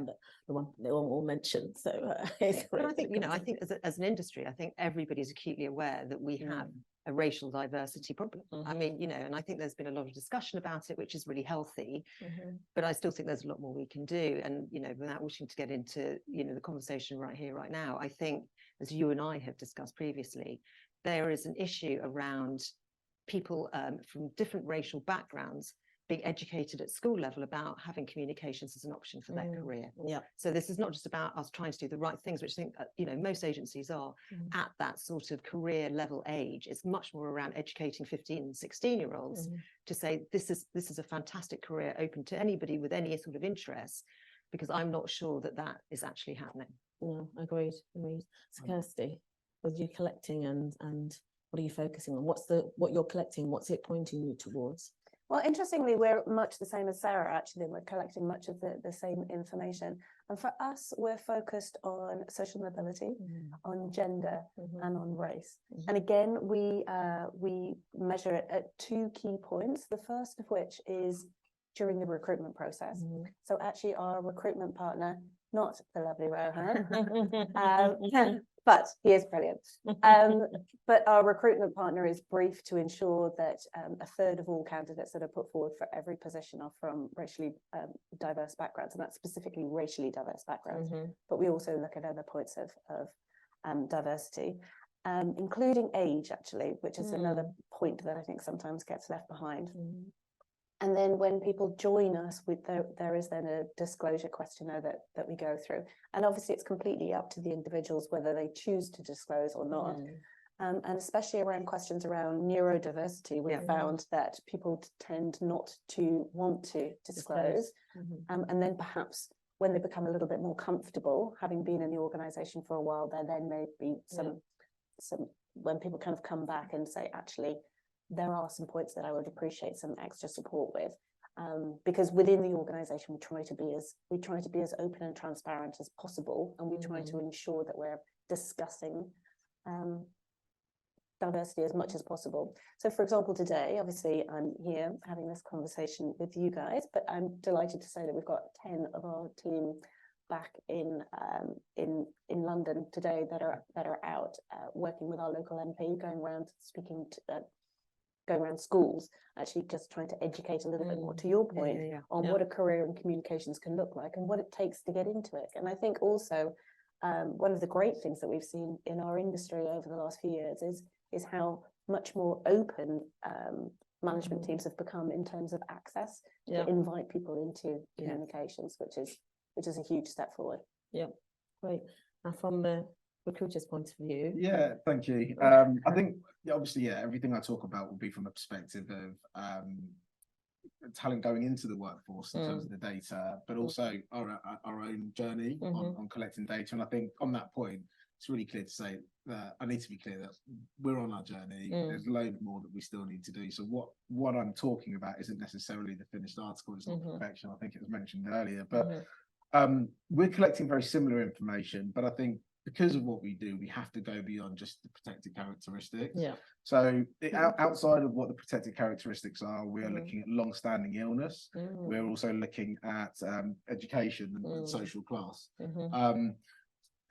These are really important, and understanding the data for us in these areas are important, because data for us anyway, I think for most people is, we use data to influence, persuade, and to educate not only others but ourselves. And all of these areas, at some point in the recruitment process, there can be a bias or there can be a discrimination. And I think by having the data there, we're able to really provide clarity not only to our own recruiters but to our clients around, or hiring managers, where the bias may be. And so that's really why we're focusing specifically on these areas. Staying with you then, Rowan, who's doing the collecting in your organisation? How do you work that out? Because I know we've spoken about collection points. Is it just at one point in your organisation, and when you're talking about candidates, who do you get to do that? So when it comes to data collection, we always look for an external party to help us with that. So we don't just do it ourselves, because we are aware of our inherent biases. And so we always get a third party involved, not only just to help us understand what we should be asking, but also to look through the language that we're using to make sure that it's inclusive, but also to assess the data and make sure that they're giving their own external perspective on it. So yes, we have groups internally. We've got someone specifically dedicated to all of the work that we're doing around ED&I. We've got employee resource groups internally, but also we've got 3 external partners that will work with us across our data, our strategy, and everything else. So yes, kudos to them. And how is that woven into your consultants when they're speaking to candidates? I mean, is it just on the collection on the form, or is there anything else you have? No, in terms of so right guidance? now, and this is where we are still very much on our journey. And I think the interesting thing is we want to be held accountable. This is what this is all about, right? The data that we're collecting from candidates is only at placed stage at the moment. So when a candidate gets placed into the role, we're collecting that data. There are reasons around why we've started there. I won't go to it, it will go on for ages, but I think in terms of that data, we're seeing who is going into our clients and getting a job. Where we want to go next is actually looking not just at who's getting a job, but the candidates that we're actually submitting into positions or their application stage. What that will then tell us is, one, we're very much in control up until the application stage or until we submit a CV. After that, of course, there are some elements that we can influence and and make change on, but ultimately the decisions with the client. So if we're certainly putting forward, if the data shows that we're putting candidates forward of X background, but clients are only seeming to take on, then we can not only hold ourselves accountable through the transparency, but we can hold the industry accountable, but also our clients. And I think that's really where we need to go with this data. So to that point, Kirsty, so who's doing the collection in your organisation, and how are you, because when you mentioned biases, how are you making sure the people doing the collection, you know, are not inputting their own biases or generally, and what's happening when it comes through? Well, it's really interesting actually, because at the moment, so pre-recruitment, it's our recruitment consultants that are helping us with that, and that's Latte Recruitment. And then when an individual joins as part of the onboarding process, there's some diversity questionnaires that we put in front of the individuals for them to complete themselves. And we've had the language checked several times over, and you know, it's evolving. It is evolving. What I would say is that in the UK, people are very open to and very comfortable filling out some of the information, and whether they choose to answer all the questions or not is completely up to them. But in some of the other geographies, we've found that people have got really quite upset about even being asked to provide information. So in the US, there's been quite a few questions around, you know, is it legal to ask people these questions? You know, what are you going to do with the information? How are you reporting on it? Where is it held? You know, and there's a real insecurity about the use and capture of this data, and that's exaggerated all the more, as you might expect in Germany, where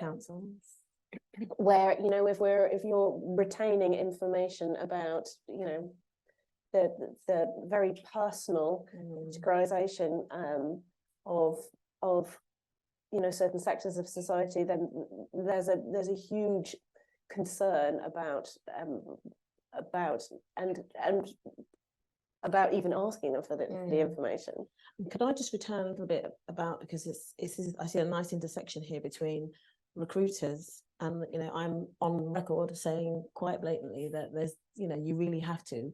You are a client, you have a job to do. This is your recruiter, they're working on your behalf. You know, interrogate what they're sending you. How are you ensuring that you're not just getting the same people? Because Ryan just said he'll send whoever wants to send, but you'll choose same as before. How are you working that out to make sure you just don't end up with exactly the same people and say, that's all we got?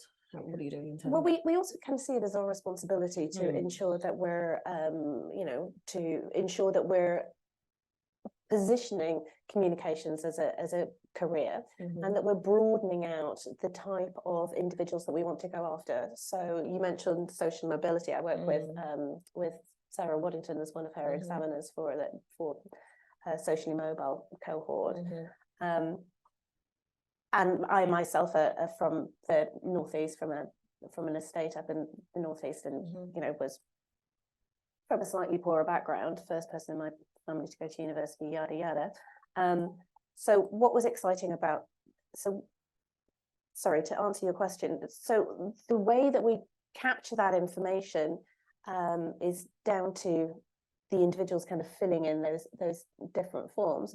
But then we're constantly looking at how we can ensure that we ourselves are taking responsibility for broadening out that pool. So we go out and we do some work in the community to ensure that we're going and speaking at universities, speaking at schools.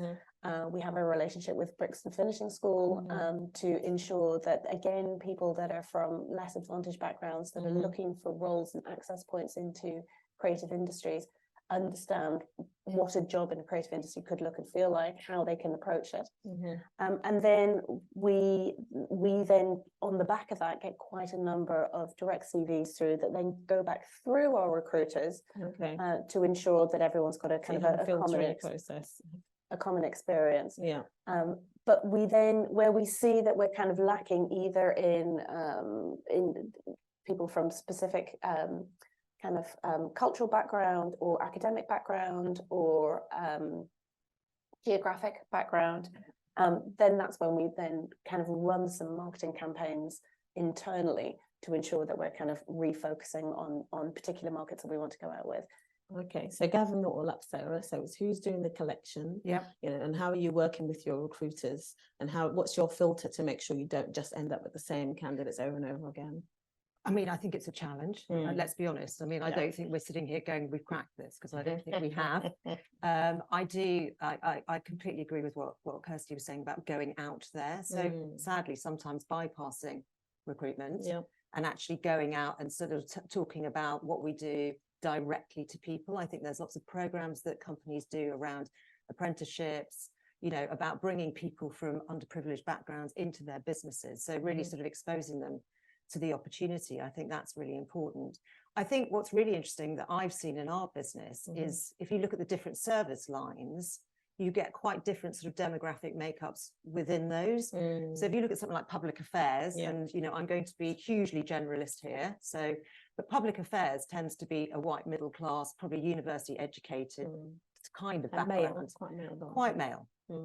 And it is the one part of our business where we've trialed the whole blind CV piece, specifically in public affairs. Did that work? It did. I mean, to be honest with you, I think what happened is you bring people in who may be from a different socio-economic background or a different racial profile, or whatever it might be. And I think they found the experience in the business harder. Because I think they're walking into an environment, and that's on us to, you know, I'm being really honest, but I think it's on us to make sure that you can get the recruitment bit right, but there's a sort of experience of inclusion when you're within the organization, which I think needs work, if I'm really honest with you, you know, and I'm not pretending that we've got it cracked. So I don't think this is quite as binary as going, we've got to recruit better, because I think that's the first stage. I think it's once they're in your business, do they feel that they are in an inclusive and welcoming place, you know, and that they can thrive and they can flourish, and that they're going to be, you know, they're going to be absolutely taken on merit, and that they feel that they can be themselves, you know. And we were talking previously about, you know, being you know, LGBTQ plus or whatever it might be, or a different religious background. It's all about the culture within the organization. So I don't think it's quite as simple as it's just about recruitment. I also don't think it's quite as simple as it's all about data. I think a lot of it is about experience, inclusion, and culture as well. I think that's so important. I think there is the element to you know, asking your recruiters for diverse shortlists, creating, you know, looking at your own goals and objectives. But actually, I find it really, you know, worrying sometimes when people are looking to just look at the number, because it's a dangerous place for a lot of candidates to go into a place that is not set up for them to thrive and succeed. And then you know, for me, really where it starts with when clients are talking to us about you know, diverse shortlists, etc. My question is, what equity do you have in place? It starts with the equity that will then create equality in the organization, which will allow people to be included in terms of their background and what they're looking for. They start to belong, and then you're ready for diversity. So actually, it's almost, you know, people look at it with diversity first. It should be back to front in many ways. And that leaves me, I mean, as chair of the Race and Ethnicity Equity Board, it would be remiss of me not to talk about race. So I'm wondering, you're filtering through lots of different candidates. Where in your kind of corporate strategy, I know diversity and inclusion is in there, but I have to focus on race because we know that's a really serious problem in our industry in particular. So do you have somebody who focuses on race? Does everyone still say, oh, don't say the R word? Or are people still accusing people of being racist if you talk about racism? And what's the kind of climate when you come through and say, I want candidates, not only from different socioeconomic backgrounds, neurodiverse, we need to have some ethnically diverse people. That means they will be black or brown, they will not be white. What's the kind of feedback you're getting internally? I think, look, I don't think people are afraid of using the race word, certainly not where I work. I think people are acutely aware that it's a problem. Yeah. I think people are acutely aware that we are not particularly diverse from a race perspective within our industry. And I think there's been a lot of work to improve that. So I don't think there's a fear around it. I think there's an absolute sort of, enthusiasm and proactive approach to try and address that. Are we getting it right? No, there's still work to do. I still think, as we said before, I think we need to be talking to a whole cohort of 15 and 16-year-olds, not just from a racial perspective, but also from a different background perspective about this as an opportunity. And I think, we can't turn up when they're 24 and go, well, where are all these people that we want to hire? Because we're all trying to do the right thing. And it's really important that we have a diverse workforce because it makes our businesses better. Absolutely. Do we have somebody who is responsible for race specifically? No, we do not. And that's, maybe that is something that we should look at. But I think what we're all trying to do is make ourselves a more sort of diverse, inclusive industry, and obviously then agencies or organizations within that, because it's just good business. It is. And without putting you on the spot, how are you coping with ethnicity pay gap reporting? We do report it, and we do the external ethnicity reporting. We also do gender as well. Okay, great. Yeah. Kirsty, what's happening in your organisation? So the same, really. I mean, I think for us, the number one from a diversity perspective is race and gender. Okay. Those are the kind of number one, number two positions. And because we've focused on that probably since the get-go, then actually we've done slightly better. So again, through people like us and PR Week, we report on our ethnicity pay gap. I'm delighted to say that at a group level, we do not have either an ethnicity pay gap or a gender pay gap, which is pretty phenomenal. And then we also track by level kind of how long it takes for people to progress up through the organization. And we track that by socioeconomic background, by gender and ethnicity. Because again, what we've noticed, and there's studies that are coming out that are showing that actually people from less advantaged backgrounds don't necessarily push their way through careers in the same way, and so they don't necessarily advance at the same level as others. So we try to ensure that we're keeping a very watchful eye on that, and putting programs in place and training in place for not just the individual, but for everybody, especially line managers, to help encourage people to bring them on in a way that's natural for their own development, their own personal leadership style, rather than trying to fit a particular. So you've got a slightly different angle. I wondered, how do you feel comfortable broaching the subject of race with clients? Yeah, it's a really interesting question. I think it's a good question. Absolutely, there's no issues with it. I think it's the way in which it's broached. I think we've got to remember that you've got to be lawful in what you're doing. Yes. And I think sometimes clients can cross that border with us of saying, well, I want this. And it's like, well, actually, that's not legal. I think really what I'm talking about is section 158 and 159 of the Equality Act, which fundamentally says you cannot positively discriminate, and actually you can take positive action. So, you can absolutely take a preference on two candidates that are exactly the same in terms of skill set and offering, and you can go more for an underrepresented group, then you can actually take positive action in doing so.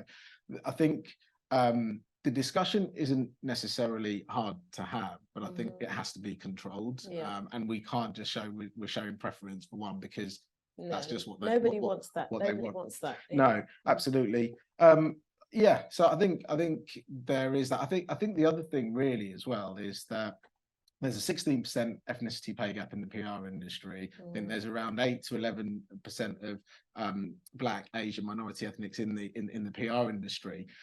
The problem that we see from a recruitment perspective is when clients ask for talent, they always ask for people from within the industry. Well, if you keep looking within the industry, you're going to get the same talent, and the data's never going to change. Which actually, Sarah's and Kirsty's point about looking at grassroots level so important to attract different races into the industry. But also we should look at leadership level, because that's where the change will come from. But not just that, leadership level aren't necessarily tactical in their day-to-day work. They don't necessarily need the experience of doing PR and comms. Actually, they need to be horizon scanners. They need to be able to look at the growth of the organization. And actually, why can't we hire from one outside the industry at a leadership level? And again, I don't necessarily see that happening enough. No, that's my favorite phrase, transferable skills. You'll hear me say that everywhere, that just go laterally across for all the skills that we need. Okay, so sort of want to leave on a positive note.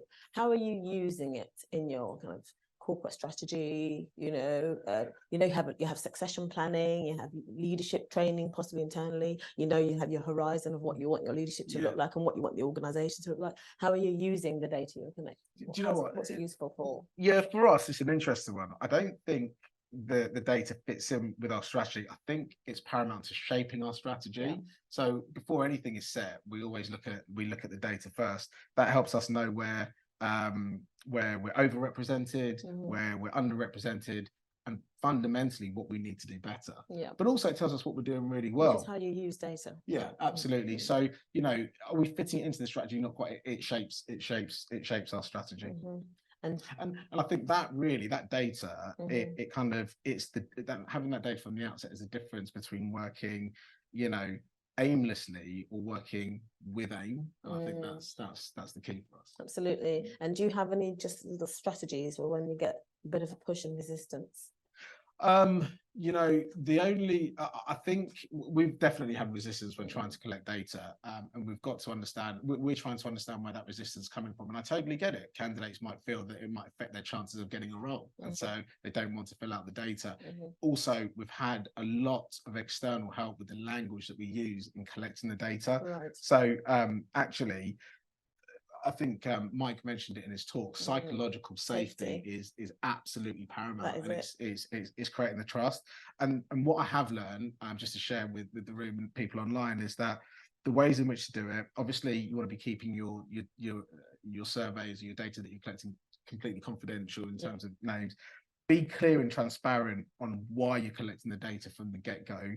The survey language, make sure it's humanized and considered. Like, for example, I see it all the time. Don't unintentionally other people. That happens a lot. It's big reasons. Forms won't get filled out. Use maybe self-describe instead. Layout. Make sure it's inclusive and accessible, which we've heard a lot about today as well. And then statements. Always be transparent with the respondents. If you're going to publish the data, consider their thoughts and their feelings before doing so. But also make them aware of their rights. Fantastic. Kirsty, how are you using it? Is it impacting your, as Rowan says, it's feeding into how you're creating strategy, what's happening internally, how are you using the data? So as a B Corp, we find ourselves kind of publishing a lot of our data, and we're constantly looking for what better looks like. And we're kind of scanning other organizations and other entities to see what better looks like, to take inspiration from that.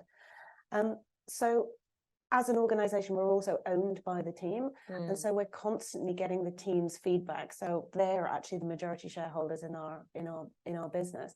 So from that perspective, we're constantly thinking about how we collectively want to grow, be it geographically, be it in the offer that we're delivering, be it in the services that we're putting together. And so we're using it that way to kind of ebb and to flow.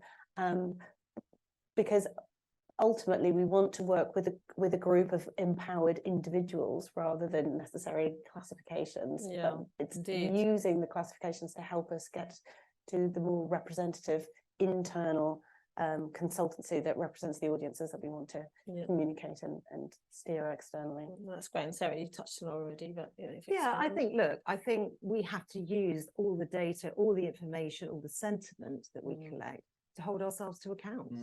I mean, it's terribly easy to sit here and say we're doing this and we're collecting this and we've all got brilliant intentions, And I genuinely think they are brilliant intentions. I don't think this is lip service. But actually, when it comes down to it, are we doing the right thing? Are we holding ourselves to account? Are we being representative?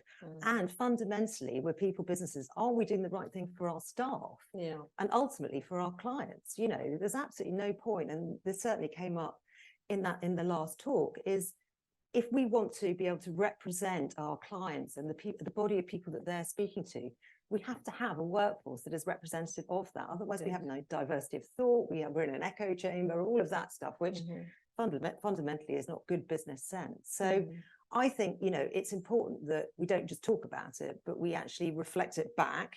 So when we collect the data, collect the information and the sentiment, because I think it's not just about hard data, it's also about how people, their experiences are, and actually go, are we actually doing what we should be doing as a business?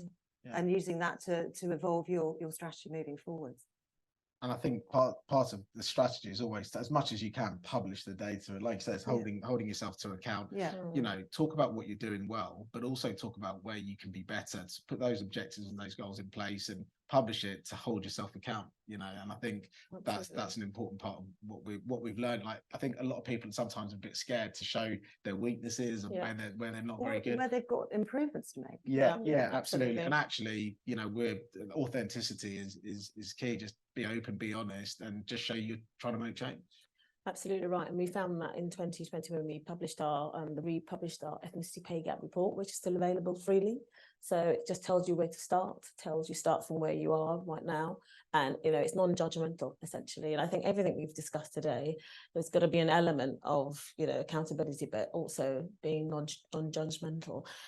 Can I ask you all, I know this is not on the script, but does anyone have a sort of thought why there is still so much resistance to, not necessarily from the candidates, kind of internally, to, you know, focusing on, you know, one particular group, letting that dictate what the culture is? I mean, there's the clients, etc. Anyone, because I still feel that culturally there's a little bit of resistance. Can we just focus on the business, please, and not worry with this data stuff? I think there's a little bit of fear about what is this information going to be used for. You know, I think some people are very private, and I think we respect that. You know, there's no reason that people, and I know Kirsty referred to this, if people don't feel comfortable sharing information, then they shouldn't be you know, imposed upon to do so.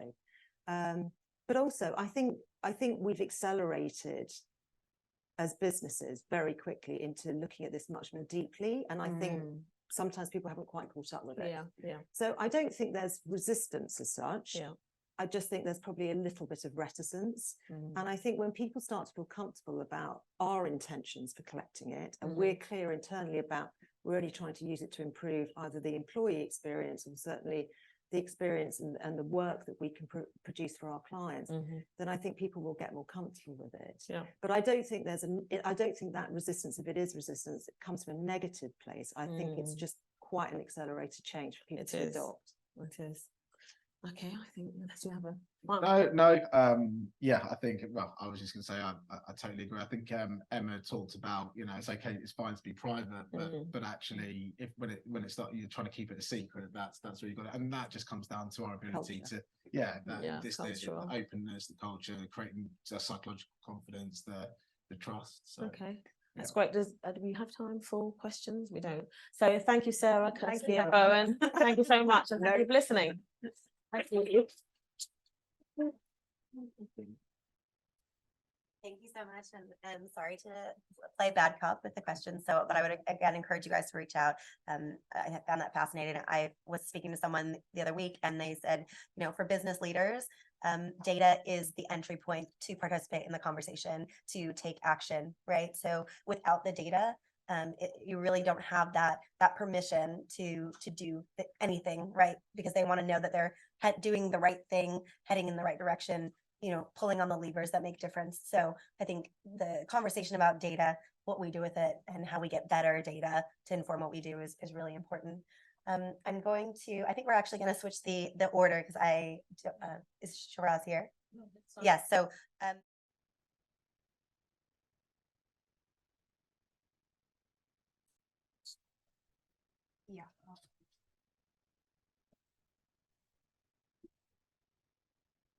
Hi, everyone. So My name's Koray Camgoz. I'm a director in the corporate team at Ketchum, and until 5 months ago, I was the PRCA's Director of Communications and Marketing. So it's lovely to see some familiar faces around the room. So I just thought I'd start by sharing a quick anecdote, which I think is relevant. So I was speaking to a friend of mine who runs a PR master's course in the north of England a few years ago. And he had a group of 13 international students who'd traveled from all over the world to study in the UK. Now, as part of their course, they had to apply for internships and work placements to gain credits for their course. And so this lecturer, he was a pretty senior PR professional in his time. He'd worked for some great agencies in different parts of the world. He worked with each of them to craft really well-written applications, CVs, and he helped them send them off to agencies in the local area. And after a while, he began to realize that they weren't receiving interviews. They weren't locking in any interviews, and an alarming number of them weren't actually receiving any responses at all. So he decided to conduct this experiment. So he asked each of his students, to change the names on their applications to Anglo-Saxon or English-sounding names. And the results of that experiment were pretty remarkable. So every single one of his students, with the exception of one, secured an interview off the back of that approach. So whether you feel like that was due to blatant discrimination or racism, or whether you think it's unconscious bias, I think it evidences the scale of the challenge that we face as an industry, and highlights a lot of the work that we have to do. Now, I know that we've already heard about the problems in our industry when it comes to inclusion. I think that panel touched on it really well. 27% of people that work in our industry are privately educated, and that's 3 times the national average. Now, it's not a case of shutting those people out. Okay, I count myself as one of them, but it's the principle of equality. It's about thinking, how can we create an environment where everybody, irrespective of their background or where they're from, has a fair shot at making it in the industry. Now, I think what I'd like to do here is just touch on kind of what I've learned in the first few months of being kind of on the agency side. And one of the biggest things I've picked up is the undeniable advantage that businesses have, those that embrace inclusion. And I'm going to share a piece of work here which I think highlights this issue really well, and I'm going to touch on this, touch on why. Hopefully this is going to move along. So at Ketchum, I work with Adobe, and this is a piece of work which predates my time here, so I can't take credit for this, but it speaks to some of the challenges that we've been touching on today. So something we all know, far too many people, only 4% of people who work in the creative industries come from a diverse background. And the insight of this campaign was all focused on parents, right? Because those of us who are from diverse backgrounds will appreciate that very often the struggle is in convincing your parents that your career that you're pursuing is as respected and as grandiose as accountancy, medicine and law and other so-called traditional professions. So it was all grounded on that insight. And so this campaign, carrying on that Top Boy theme, which was picked up on earlier on, features Little Sims, and she talks about the importance of having her mother's support. And I think it's something which really showcases the business and commercial advantages for those who embrace inclusion. I'm really hoping this video is going to play. See that square? Yes. Small, isn't it? This represents people from Black, Asian, and minority backgrounds in creative industries. Jobs in music, fashion, advertising, and PR. Yeah, you read that right. Only 4.4%. There are barriers stopping talented youngsters realizing their dreams. Poor careers advice. What job titles actually mean? Hiring bias. But there's another, closer to home, that's never really spoken about. Parents. Because we all know they would rather see you with a doctor's badge or crunchy numbers. So what if Adobe, a brand encouraging creativity for all, showed that with support from parents, the journey to your creative dream can be easier? Love the journey. We needed somebody to tell their story, to inspire young people, someone they can see themselves in. Who better than a young Black British chart-topping female rapper, Little Sims? But we also needed someone from the parent side. So we asked their mum too, and then got Sims to say thank you in the most heartfelt way by writing a love letter, which we brought to life in a moving and inspiring film. You shared the teachings from back homes. You understood you were raising children in a Western society. Eyes open to the idea of us becoming something other than just a doctor or a lawyer. You saw something in me from early and nurtured it. You encouraged me to follow my heart, always my number one fan. You enable me to fly with confidence. You tell me that you're proud of me all the time, but guess what? I'm proud of you too. We got coverage entitled Young People Actually Read, and loads of others too.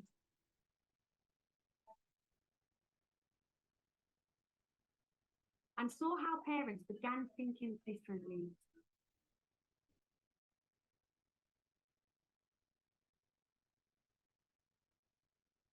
The winner of Best New Artist is Little Sims.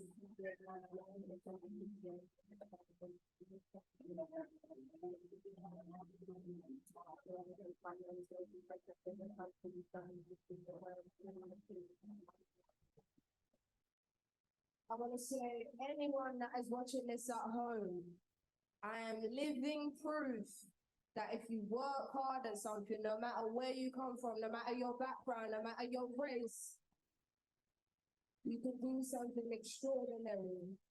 So this is for all the kids dreaming, keep pushing. I am you, you are me. Blessings, thank you so much. We started to show young people from all backgrounds, when your parents have your back, anything is possible.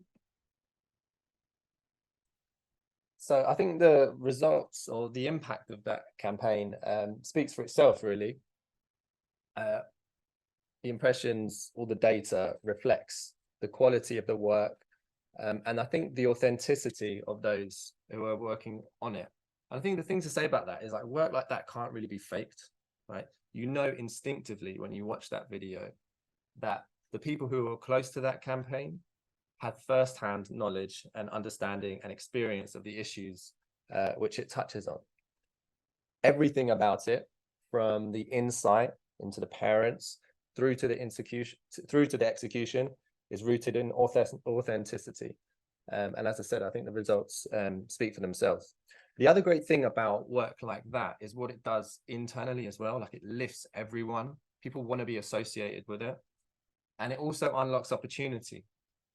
So this actually started off as a standalone project that Ketchum delivered for Adobe, and it's grown into this huge work stream, which I oversee, called Diverse Voices, which is all about empowering diverse creators, ethnically diverse creators, socially diverse creators from all different backgrounds.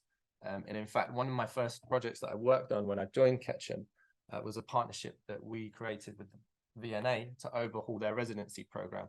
And that's all about going into communities and bringing art directly to those underserved communities. So it's all started from a small campaign like this, but it's grown into so much more. Before I wrap up, because I know I'm short for time, and I'm sorry that I jumped in front of you guys, because I just wanted to say a really heartfelt thank you to some special people who are, some of whom are in this room, particularly Sudha Singh, the PRCA's Equality and Inclusion Advisory Council, and Barbara Phillips, who was on the previous panel, and indeed Ishtar as well, because I feel all of you collectively have helped create a really, really important platform. And I've been working on issues around diversity and inclusion in the PR industry for more than 10 years. And the momentum within the past 3 years has been propelled through people like you. And I would also include my friend Sheeraz, who leads people like us and other change makers in that as well. And I just want to say, I'm personally so inspired by all of you. I'm grateful to all of you. And I feel very strongly that the change is, the onus is on each of us individually to help carry through and follow up with the momentum that's being created, particularly those of us in senior positions and with hiring responsibilities. So I just want to say a massive thank you, and thank you very much for listening.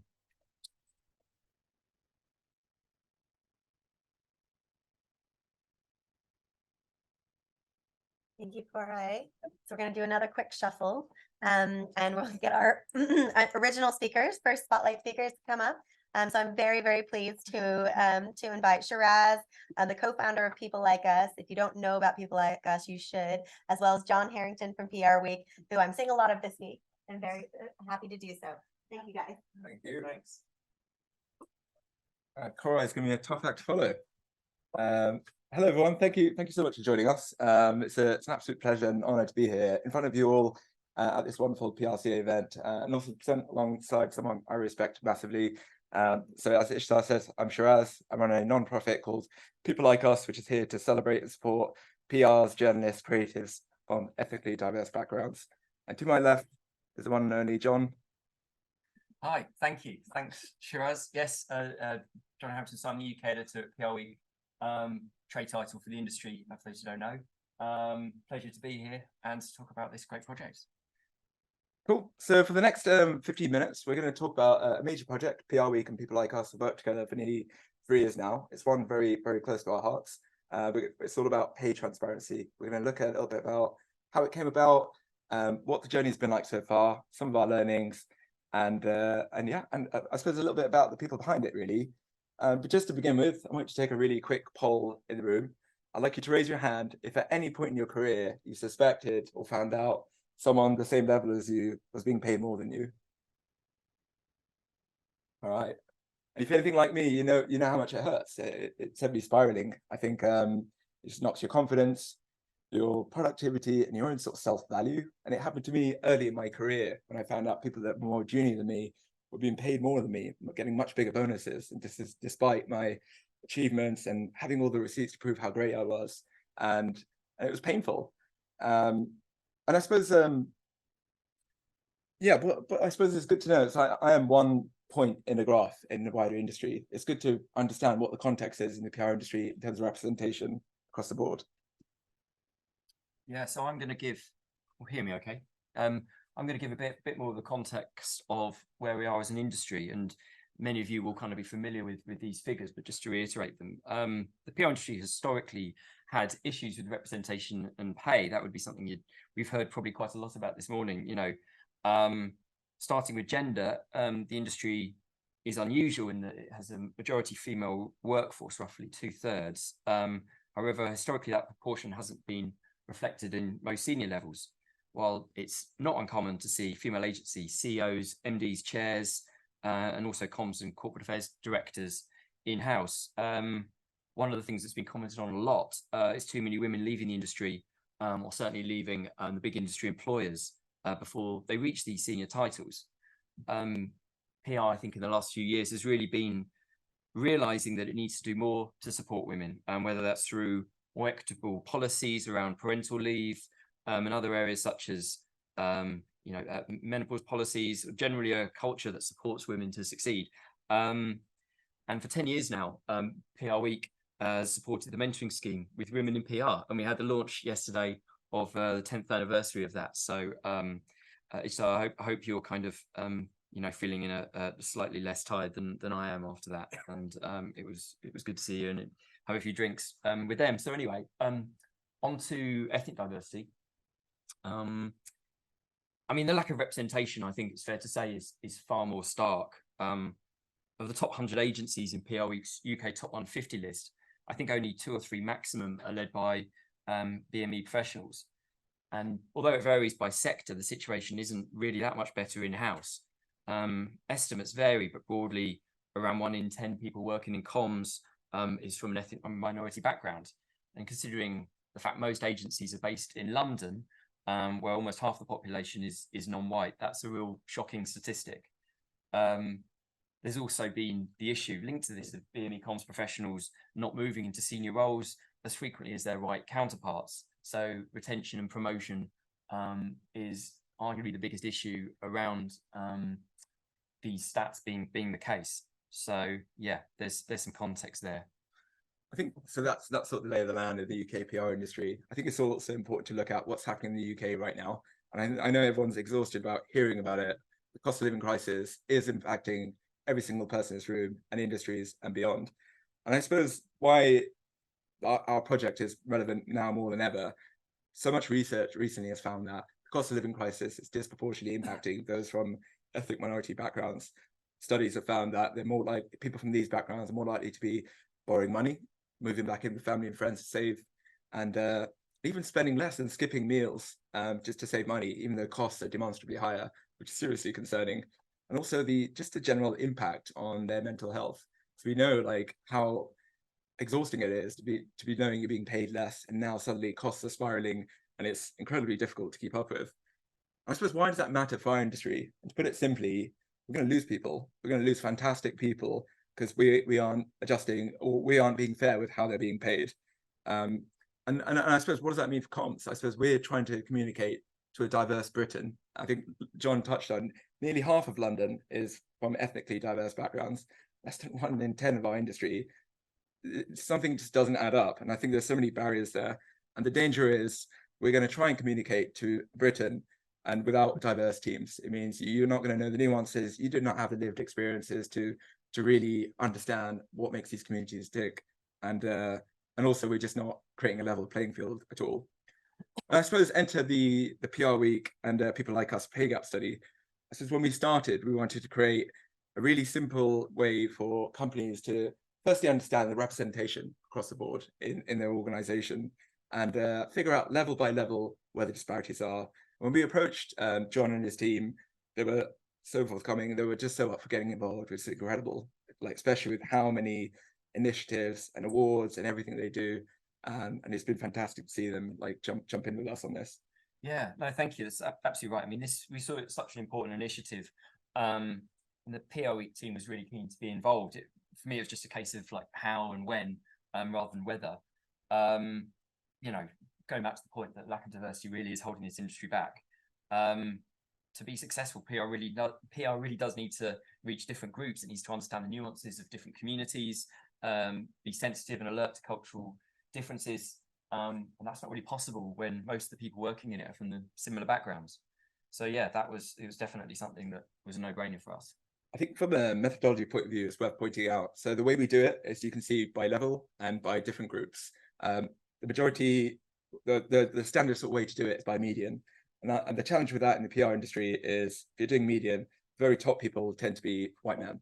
The very, very bottom earners are people from an ethnically diverse background. This is even backed up by government data, which shows the lowest earners by far are Pakistani, Bangladeshi men and women, and also women from Black Caribbean backgrounds are by and far the lowest earners. So we thought actually this is a really simple way to see a snapshot in time of where the disparities are. And we think this works really well. We've had great feedback.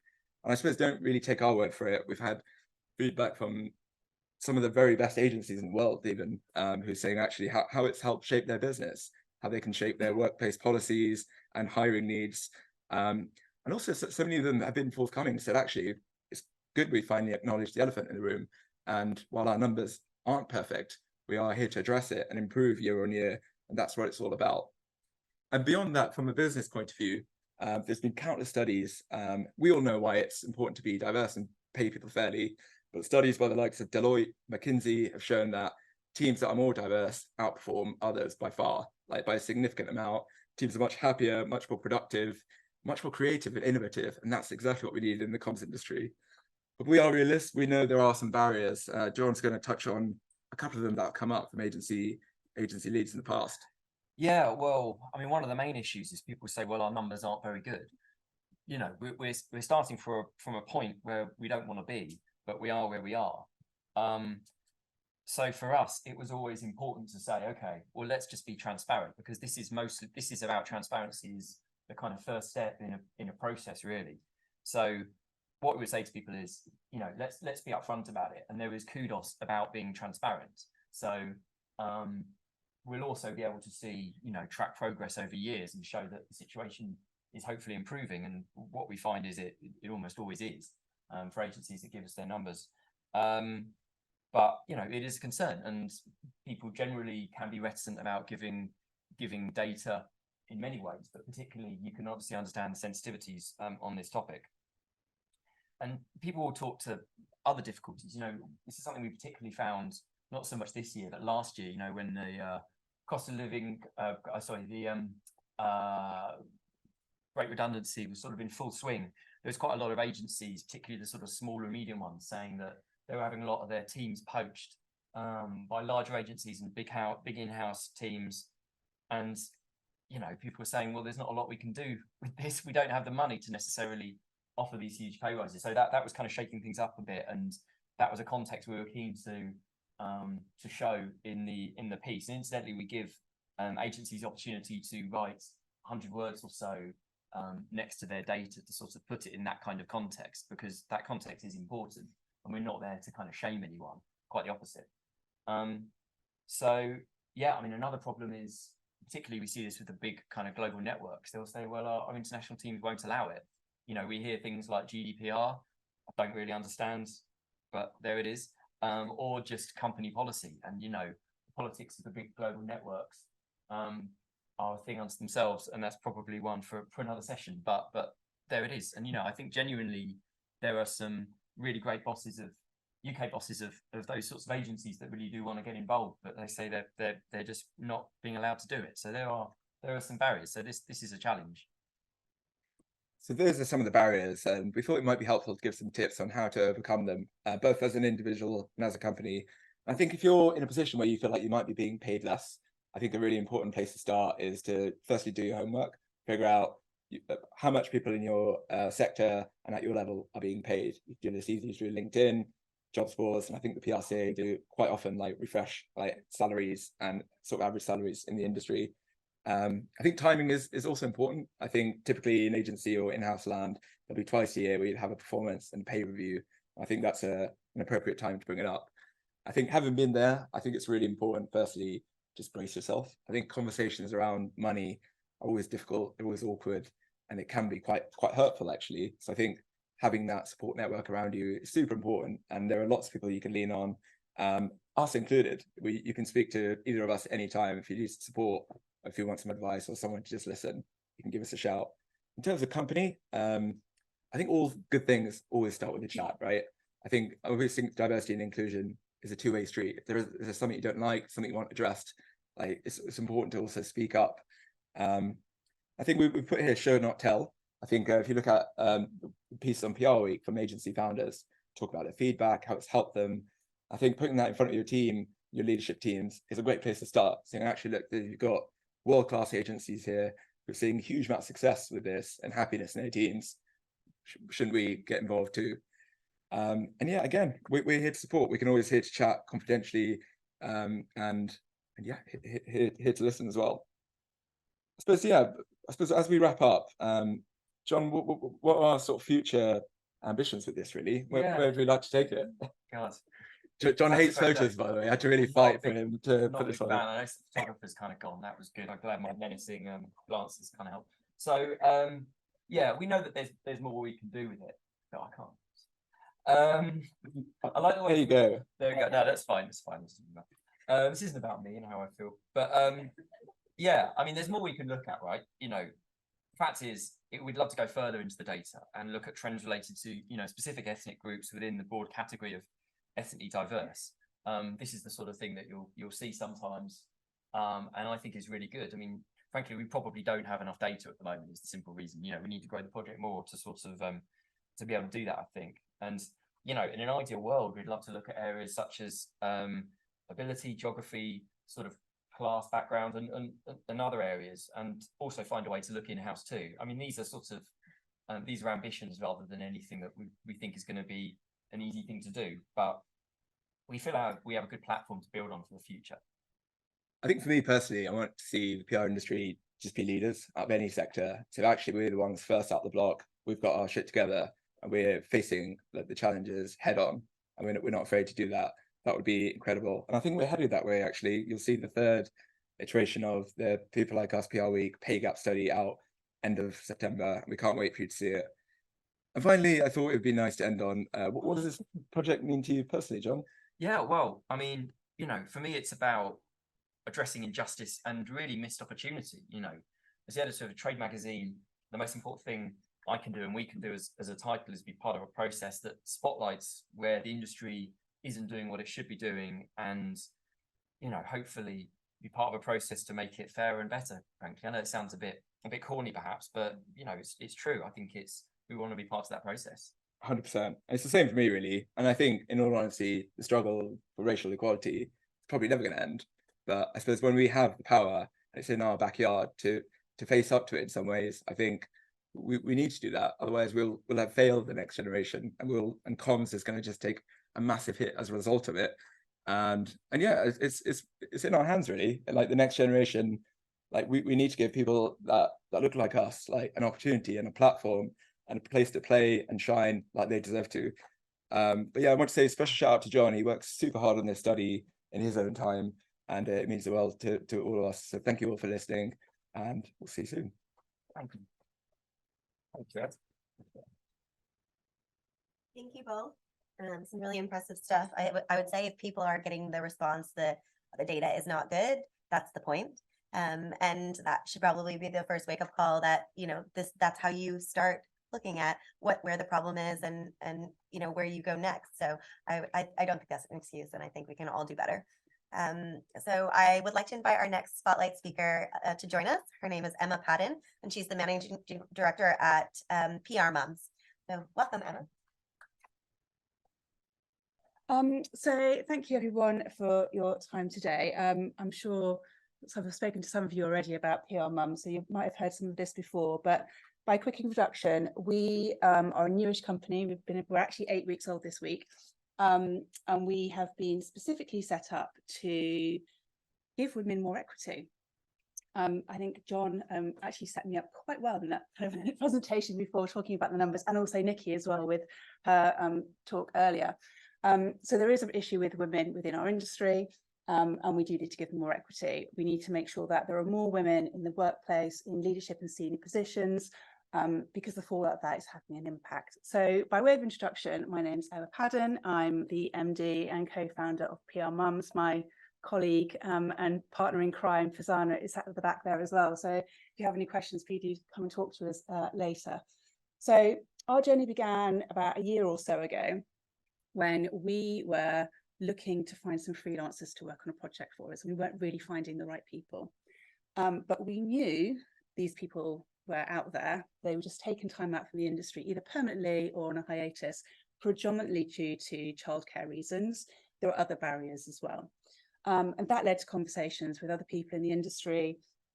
Everyone was saying that they had a problem as well, and they recognized that they were losing women from female talent from the industry in general, and how could they resolve that problem. But actually collectively, ourselves included, throughout those conversations, we weren't really realizing that we were part of the problem. We recognized that we weren't really doing much about it. And as John said, the industry is 67, it's about 67% female, but we also have a gender pay gap. I think the latest figures are 12.7%, depending on what you read. They vary between 17 and 11, but I think 12.7 is the current one, which does show improvement, which is fantastic. But it does exist. And why is that? And what are the reasons that women aren't staying in senior and leadership positions? When I was younger in the industry, we actually used to joke about women over 35 leaving the industry, and where did they go? What was this magical land that they all left to? I think probably naively, we all thought they just married hedge funders and had this incredible life and were having a life of Riley. In reality, it was very, very different. And the end of that of itself shows there's a real lack of understanding about women, their responsibilities, their health, and also their ambition as well. So that's what's kind of led us to set this kind of business up and where we are today, and to try and make some change. So we address that in 4 ways, mostly through recruitment, training, consultancy, our community, and also campaigning and advocacy.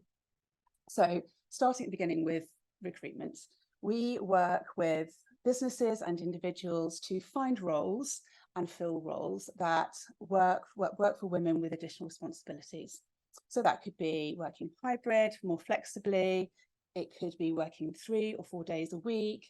It could be freelance contract, whatever. But our talent pool really is kind of account director and above. They're fairly senior and mostly from the age of 35 plus. That's when we start seeing a bit of a dip as well.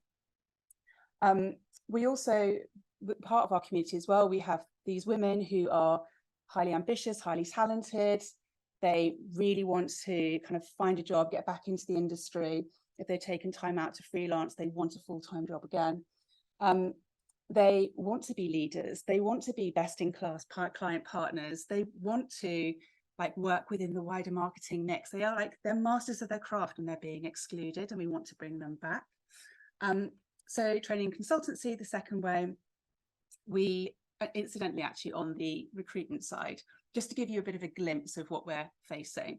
I won't name any names, but there are two agencies that we've worked for recently who both have open roles. They're both above AD level. So we've kind of introduced them to some people within our network. And the feedback has been loosely, we're really looking to work with someone who's young, cool and energetic, which is shocking that you would kind of dismiss people who are over 40 or had children because you're expecting of their additional needs. So that's what kind of we want to kind of mitigate in all this as well. We want to kind of change that language and that narrative and encourage everyone to do better around this. And also just not be performative in any way as well. You know, we're talking about this, you need to support and we need to see action too. So training consultancy, again, we work with businesses looking at their policies, we're developing programs with them. We work with them to look at mindset and culture change as well, if that's required within the business, to support them better. We have a consultant psychologist who works with us, Dr. Claire Val, and she helps us develop materials as well, so for individuals and for kind of businesses too. And her background is mental health and women in the workplace. And we're seeing quite a lot of kind of the people that we're talking to, which is a real privilege that they're opening up to us, that they are stressed, a lack of confidence, a lack of identity as well. And those things have kind of been triggered through a variety of reasons, but when they kind of leave the industry for whatever reason, and that could be anything from, it doesn't have to be someone who has children or a parent, anything from fertility all the way through to retirement. There are lots of barriers within that kind of life cycle that impacts women's career, personally and professionally. So everything we do and we develop from that point of view is from a psychological or emotional point of view versus hard skills. Our community, so we have a growing community. We have an app launching soon, which will be a self-mentoring platform. And this is a space for women to connect with women who are their peers, for mentorship, just a community that they can grow as well. We encourage everyone within that to have a voice. We want people to share as much as possible their experiences, their advice, reflections on what's happening in the media, in legislation. And together and collectively, those conversations, can we start kind of coming up with some solutions or suggestions for things to be better? We also have events as well. They happen every month. Our first one starting in a few weeks. We've got Harriet Harman joining us to discuss lost talent within the industry and more broadly about women in the workplace and how we keep women in the workplace for longer and at a senior and leadership level. We encourage anybody as well to be, want to be involved in events, please do, as a speaker, a panelist, to offer a format, a theme, whatever it may be. We're really flexible. But ultimately, those three things, recruitment, training, consultancy, and our community, whether that be through personally, through content or through events, we are constantly having conversations with individuals, with businesses, and with experts. And from those conversations, issues and challenges will keep bubbling to the surface. And it's those issues and challenges that we want to kind of take hold of and use it for change for good, which is part of our campaigning and campaigning and advocacy work. And again, 25% of our profits go back into the business to support the community and fund campaigning as well. So as we kind of come to the end, I just wanted to take you through a few stats that we have pulled together from our community through conversations. We're slowly talking to everybody in personally as well, but also some of our partners that we've been working with too, just to give you kind of a glimpse of what women are facing within this age group. And you can see the emotion and psychology that are coming through some of these stats. So when we've spoken to our community, And we've had a lot of conversations. We have about 63% in total have actually broken down. I mean, and it's really heartbreaking to see. They are tired, they're exhausted, they don't feel that they're being listened to or heard. They don't feel that they're being taken seriously in the workplace. They feel that they're being left out, excluded from promotions or pay rises if they are in kind of like full-time employment. And they're at a bit of a loss really, because they want a career and they want to progress, but they just feel like they're kind of wading through treacle and they don't know what the answer is. Only 24% of women who have a child will go back to work full time. Most will want to go back 3 or 4 days a week. So that gives you an indication of kind of the responsibilities that we're kind of having to juggle when we're kind of with our work and our private life as well. So, and of the women who do go back to work, this is not just the ones full time, in totality, they've 1 in 4 of them found that the workplace that they're going back into was very different to the one that they left. And it's taken on average about 6 months to readjust.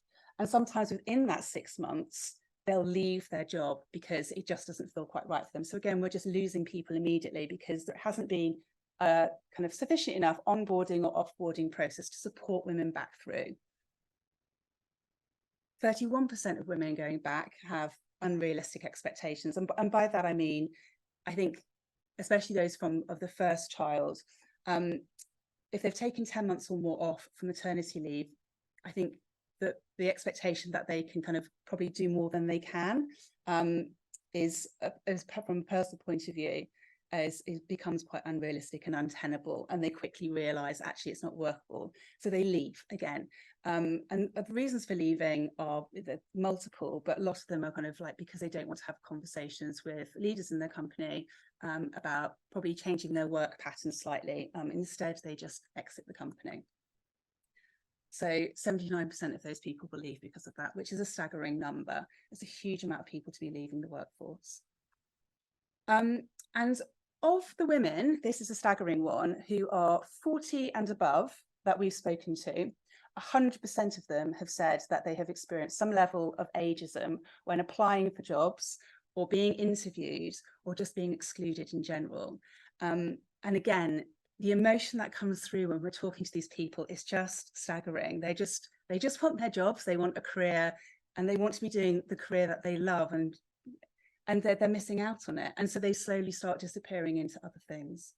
So there's some facts to kind of leave you with, some stats to leave you with.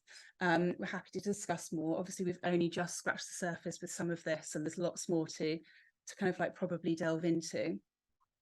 But if we can in any way kind of think about women moving back into the industry and not thinking that, you know, jobs have to be for people who are younger, who are cool, who are energetic, because if you're over 40 or 35 or you have kids or both, it doesn't mean to say that there's not mutually exclusive. You can still have those qualities and you can still bring great and incredible value to any business.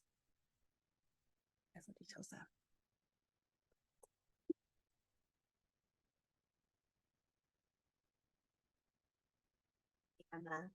I love that we've had a bit of a full circle moment talking about Gen Z, but also talking about the other side of ageism. And I think it's worth noting, you know, we now have 4 generations in the workplace, and it's not always about the hip, cool, young generation, even though we tend to focus all our attention there. I think it's about what we can all learn from each other. So I really love that reinforcement here as well. We're going to take a very quick coffee break, and I mean very quick. Because then we have a very fantastic guest speaker for our final keynote. So we're going to give you about 8 minutes, and then we'll ask you to come back in.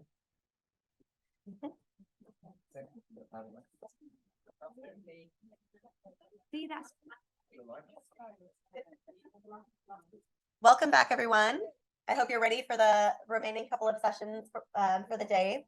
I'm really, really pleased to be able to welcome our final and second keynote speaker to the stage. I can see him here. Jatin Patel is the Inclusion and Diversity Director at England Rugby, and also the Non-Executive Director at Sussex CCC. So welcome, Jatin.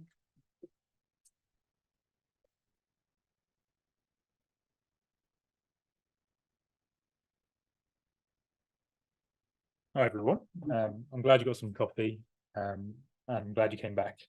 But firstly, thank you for inviting me today. It's been really great hearing so many wonderful stories and insights into the sector, which I've never worked in, but always been fascinated by and always worked with, right? So it's interesting seeing what it's like from the inside. So I'm Jatin, like Latin, but my mother would appreciate and probably prefer you to call me Jatin, which is how she pronounces my name. I've mentioned I'm the Inclusion and Diversity Director at England Rugby during the day. I'm a dad to my daughter Ziva and husband to my wife Vanessa the rest of the time. In terms of my role, so my role is still relatively new for England Rugby. I've been in it for 18 months or so.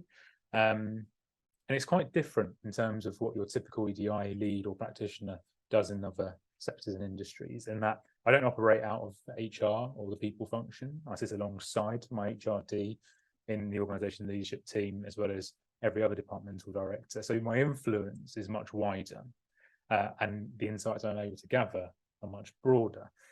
In terms of how I approach it from a strategic perspective, there's a bit that looks at the organisation, your typical sort of EDI strategy, your people, your employee life cycle, how you retain and progress talent. There's a function, there's a specific pillar that looks at gameplay, which I describe as the bread and butter. So everything from grassroots rugby in the community, all the way up to the elite end of the players who are playing at the World Cup right now in France, as well as the Red Roses. And how we diversify people within that, so both from a playing perspective, from a coaching perspective, and from a officiating perspective. There's a pillar that looks at fans, followers, and partners. So who are our fans? How do we get more of them? Everyone needs them in sports. And how do we look at the content that we're pushing out to market the sport to those individuals in a truly reflective way of our game? Because I'm sure when I said rugby union, a few people in this room probably thought of a quite clear perspective that it is essentially very elitist and middle class, which is fair to some extent, but I think very unfair to another. But nonetheless, how do we sell an honest version of our sport to a whole new group of people who want to not only engage with it, but capture them and persuade them, influence, inspire them to want to participate in it? And then the final pillar of our strategy looks at game leadership. Our game is led, we're a membership organisation ultimately, and it is led by the clubs within the communities around our country, predominantly by volunteers who do amazing things. But that group isn't particularly diverse in terms of their ethnicity and certainly in terms of their gender. And so we're trying to build up one of the greater awareness of what inclusion means and a diversity of talent to take over those roles as people churn out of them. So that's a little bit about my role. I just want to say I'm very honoured to be a keynote, described as a keynote speaker is not something a 15-year-old version of myself would have thought was possible. And it's funny how life is sometimes. But today I want to talk about stories, which hopefully kind of sits well in this room. They inspire us. Tales of hardship and barriers matched with endings of winning and success. Stories inform us, helping us to understand people's experiences, their diversity, and their culture. And stories, from an organisational perspective, ignite us. They allow us to show the world that we both embrace diversity of people and their experience, and that as an organisation, you're willing to celebrate this. Stories are incredibly important. They give voice to marginalised groups and individuals who thought theirs was being ignored or didn't have a place. In turn, this powers the creation of role models, meaning those like them that feel a connection to their experience and therefore a sense of aspiration and inspiration to follow in their footsteps. This is no better displayed in my field in sport. In fact, the quote I was about to cite has already been cited today, but if you can't see it, you can't beat it. Be it is often cited in the sporting world. But stories, if missed or underused, can prove counterproductive, particularly if we do nothing with them, nothing of meaning with them, I should say. And I'll get into this in a bit more detail. Before I do, let me share a few stories with you. I was born to immigrant parents who came to this country with little to their name, let alone their pocket, and certainly no formal qualifications to get them through any doors. My mother is disabled, was told she wouldn't be able to walk as a child, but learned to do so, and only now, at the age of 60, faces the process of needing to use mobility support, having never done so her entire life. I didn't do great at school, if I'm honest, and probably did a bit worse at college, but somehow managed to be the first person in my family to go to university. I'd love to see Buzz, who I've bumped into, not seeing her for 15 years. We went to university together. For my family, a degree in politics and history and working in the charity sector was noble, was where I started off, but wasn't met with the same sense of pride that becoming a doctor, lawyer, or accountant would have. And I know we've heard that point quite a number of times today, particularly for people of colour. That said, the corporate world wasn't something I understood, let alone thought I could be a part of. So my first day working for a Big Four firm was a proud one for my family and I. It symbolised years of sacrifice and hard work my parents put in to help me and my sister realise our Western dream.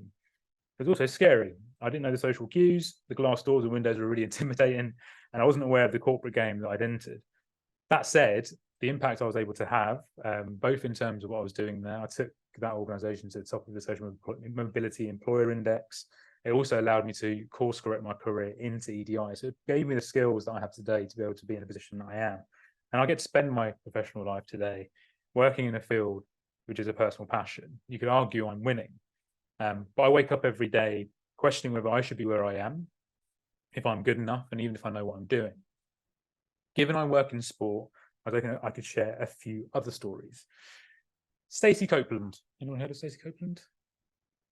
Check her out, she's amazing. Stacey Copeland has represented her country in two sports, football and boxing. As a footballer, Stacey represented England 18s, played in the English Women's Premier League, and also played abroad in America, Brazil, and Sweden.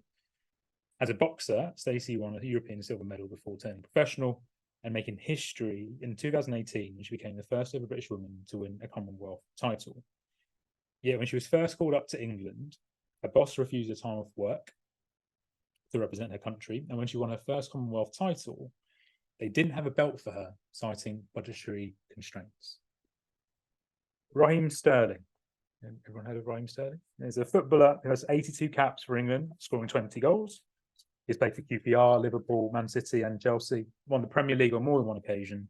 Been named PFA Young Player of the Year. One of the main reasons why England made it to the final of the European Championships in 2020. Yet his father was murdered at the age of 2. His mum worked as a cleaner when he was young to help him get by, and his sister would supervise his free bus journey to training every single day, while his teachers, coaches, and the media told him he wasn't good enough or attempted to diminish his character. Maggie Alfonsi.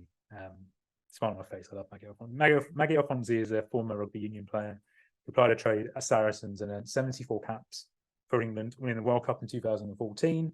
She won 7 Six Nations Grand Slams on the trot, insane, and won the Pat Marshall Award for the Rugby Union Writers Club, where she pipped New Zealand captain Richie McCaw to become the first woman to claim the prize in its 50-year history, and was inducted into the World Rugby Hall of Fame in November 2016. If she was here, she'd be blushing me telling all these stories, by the way, which is why I'm smiling so much. She's also an RFU council member. Yet Maggie grew up in a single-parent household on a council estate, experienced discrimination and racism throughout her journey from grassroots to elite rugby, and is now a driving force to ensure representation within the sport is better than before. I think we can all agree that these stories are inspirational, and that despite the barriers each of those individuals face, they have reached the pinnacle of their trade.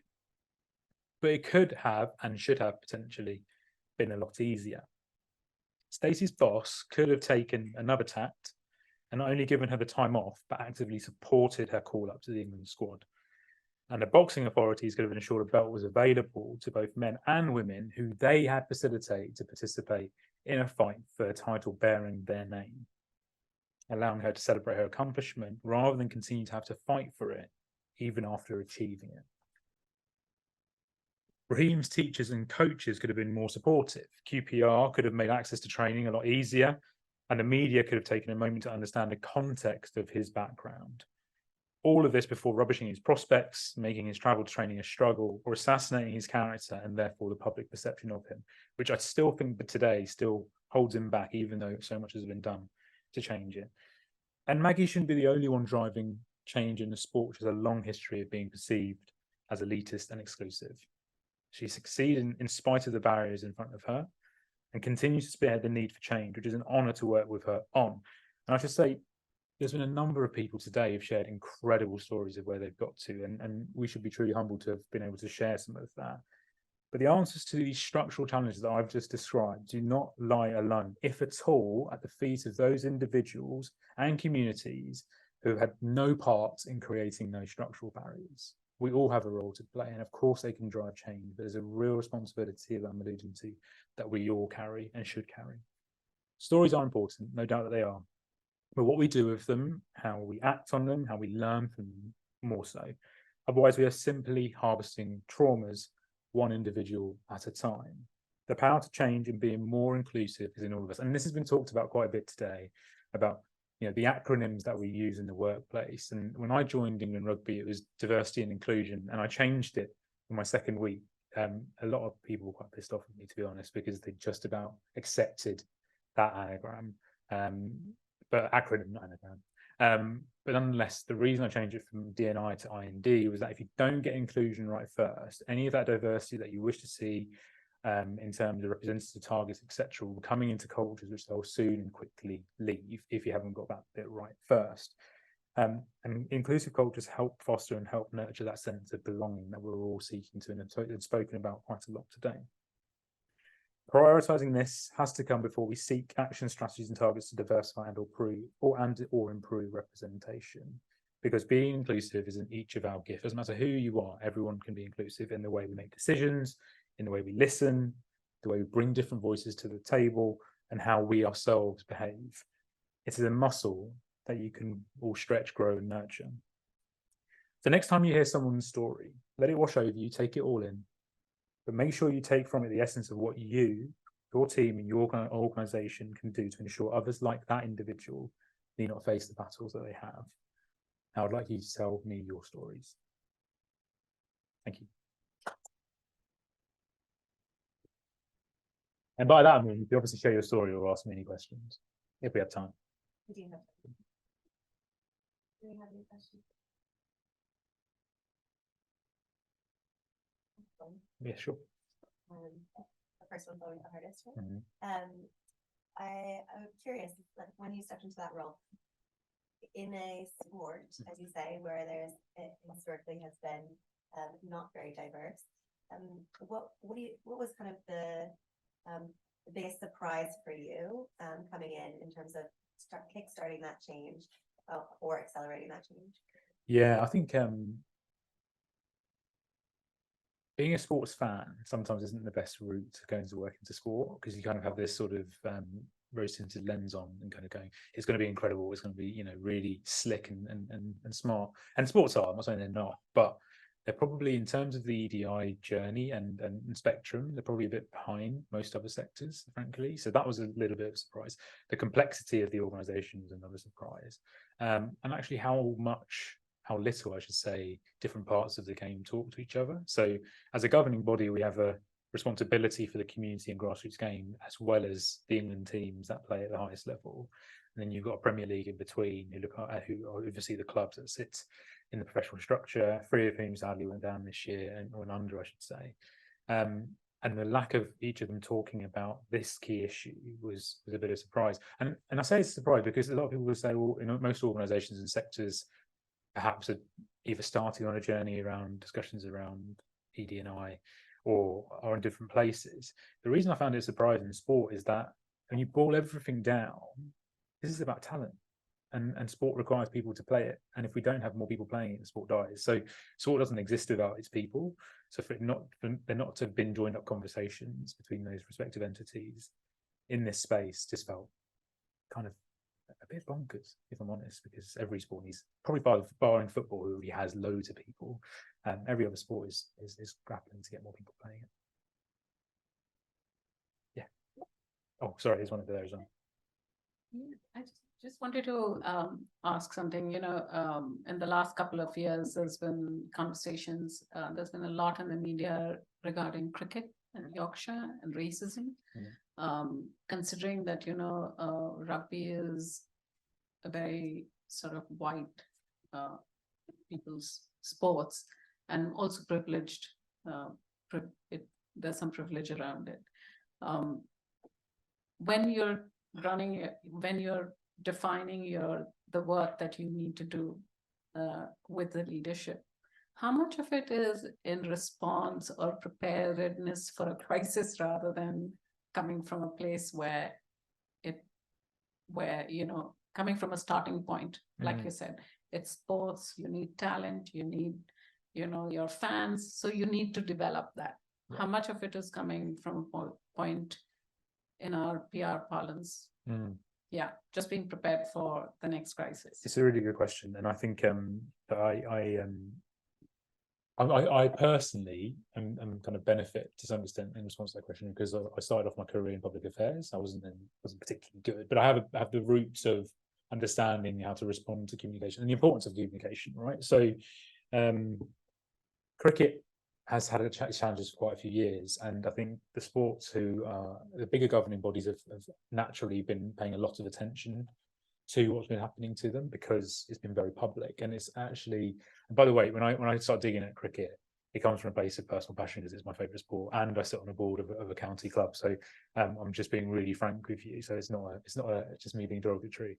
But it's a really good case study in how not to communicate effectively to some extent, because the thing I think they didn't do well, this is a personal opinion, is engage the person at the heart of it in a way that they should have done, which is play the human rather than play the ball in this instance. And that allowed the kind of situation to explode. And suddenly you've got a situation where you've got the ECB, who are the governing body for cricket, and the Yorkshire Cricket Club going, he said, she said, they did, you did. And actually Azim Rafiq's experience and story has been kind of left here somewhere, and him and his family have been left in a pretty perilous state as a result. So in terms of how we've learned from that, we had a situation last year where a very prominent player in Luther Burrell came out quite openly, former international, played for a number of clubs in England, spoke about his experiences of racism in the game.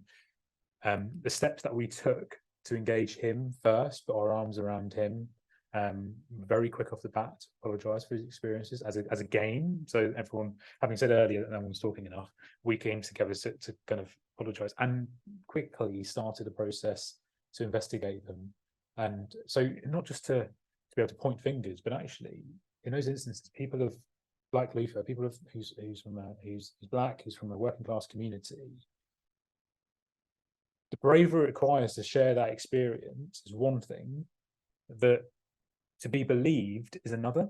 And I think the challenge he had was a balance of both, because the investigation almost meant that he could be believed. And I think that was a massive pressure off him.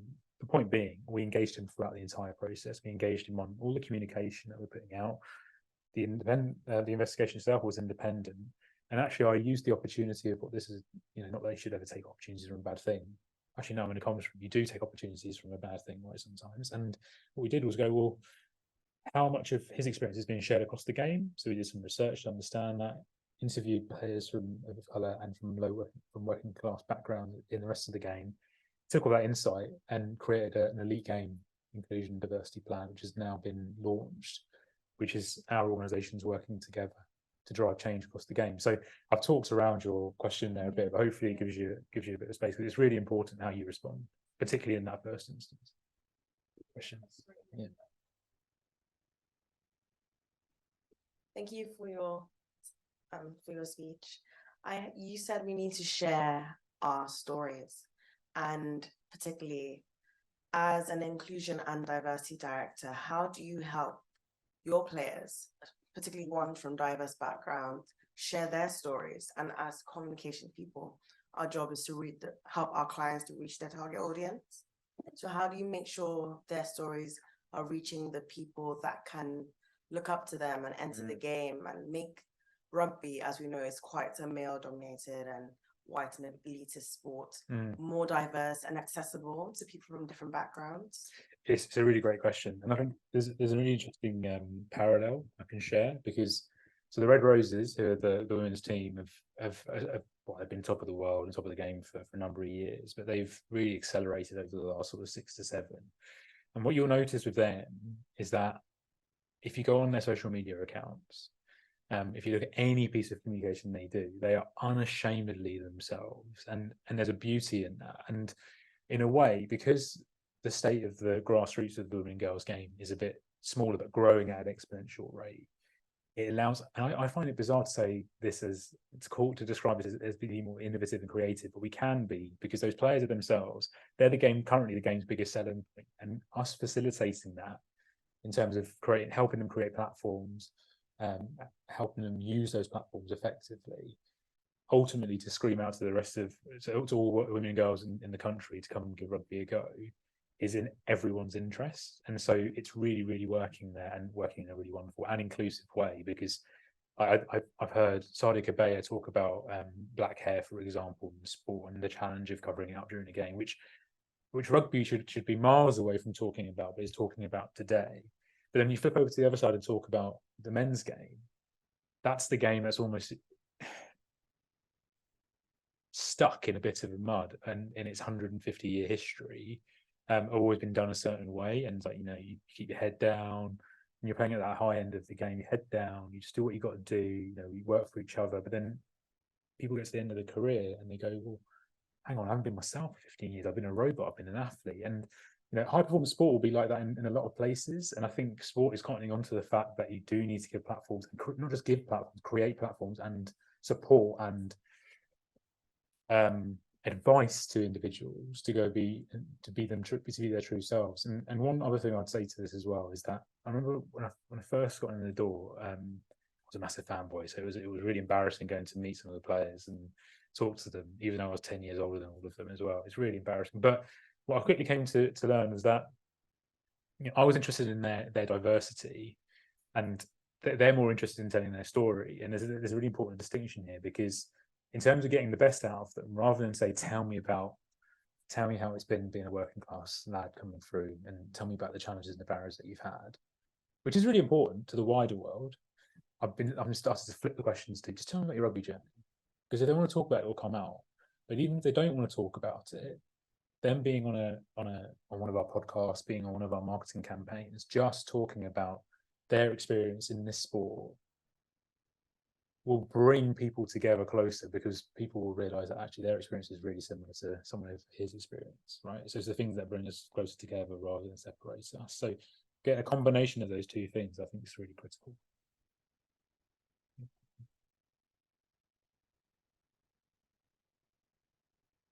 Thank you so much. Pleasure.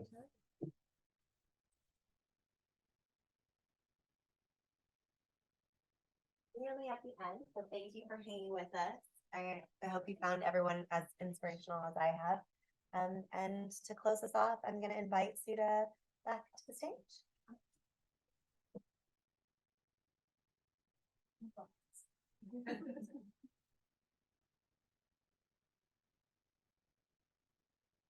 So I think I'll just take a minute to thank everyone for being here in person, and those who've joined us online. Apologies for the late start.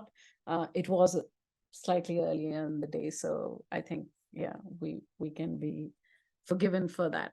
Thank you to all our speakers, and thank you to all our partners. Barbara is not here, but thank you to Barbara, to Reeb, to WE Communications, who've been supporting us, to all our speakers, to the PRCA team, and everyone who is here today, and those who could not join. I think all of this will be available at some point on the PRCA YouTube channel, so you could catch up over there. I'd just like to say that don't let this be a once-a-year thing. Go and just do whatever is needed in order to make sure that we are living what we are talking about, and we're just not talking about it in one room or in a workshop or at a conference. Thank you very much for being here today. Thank you.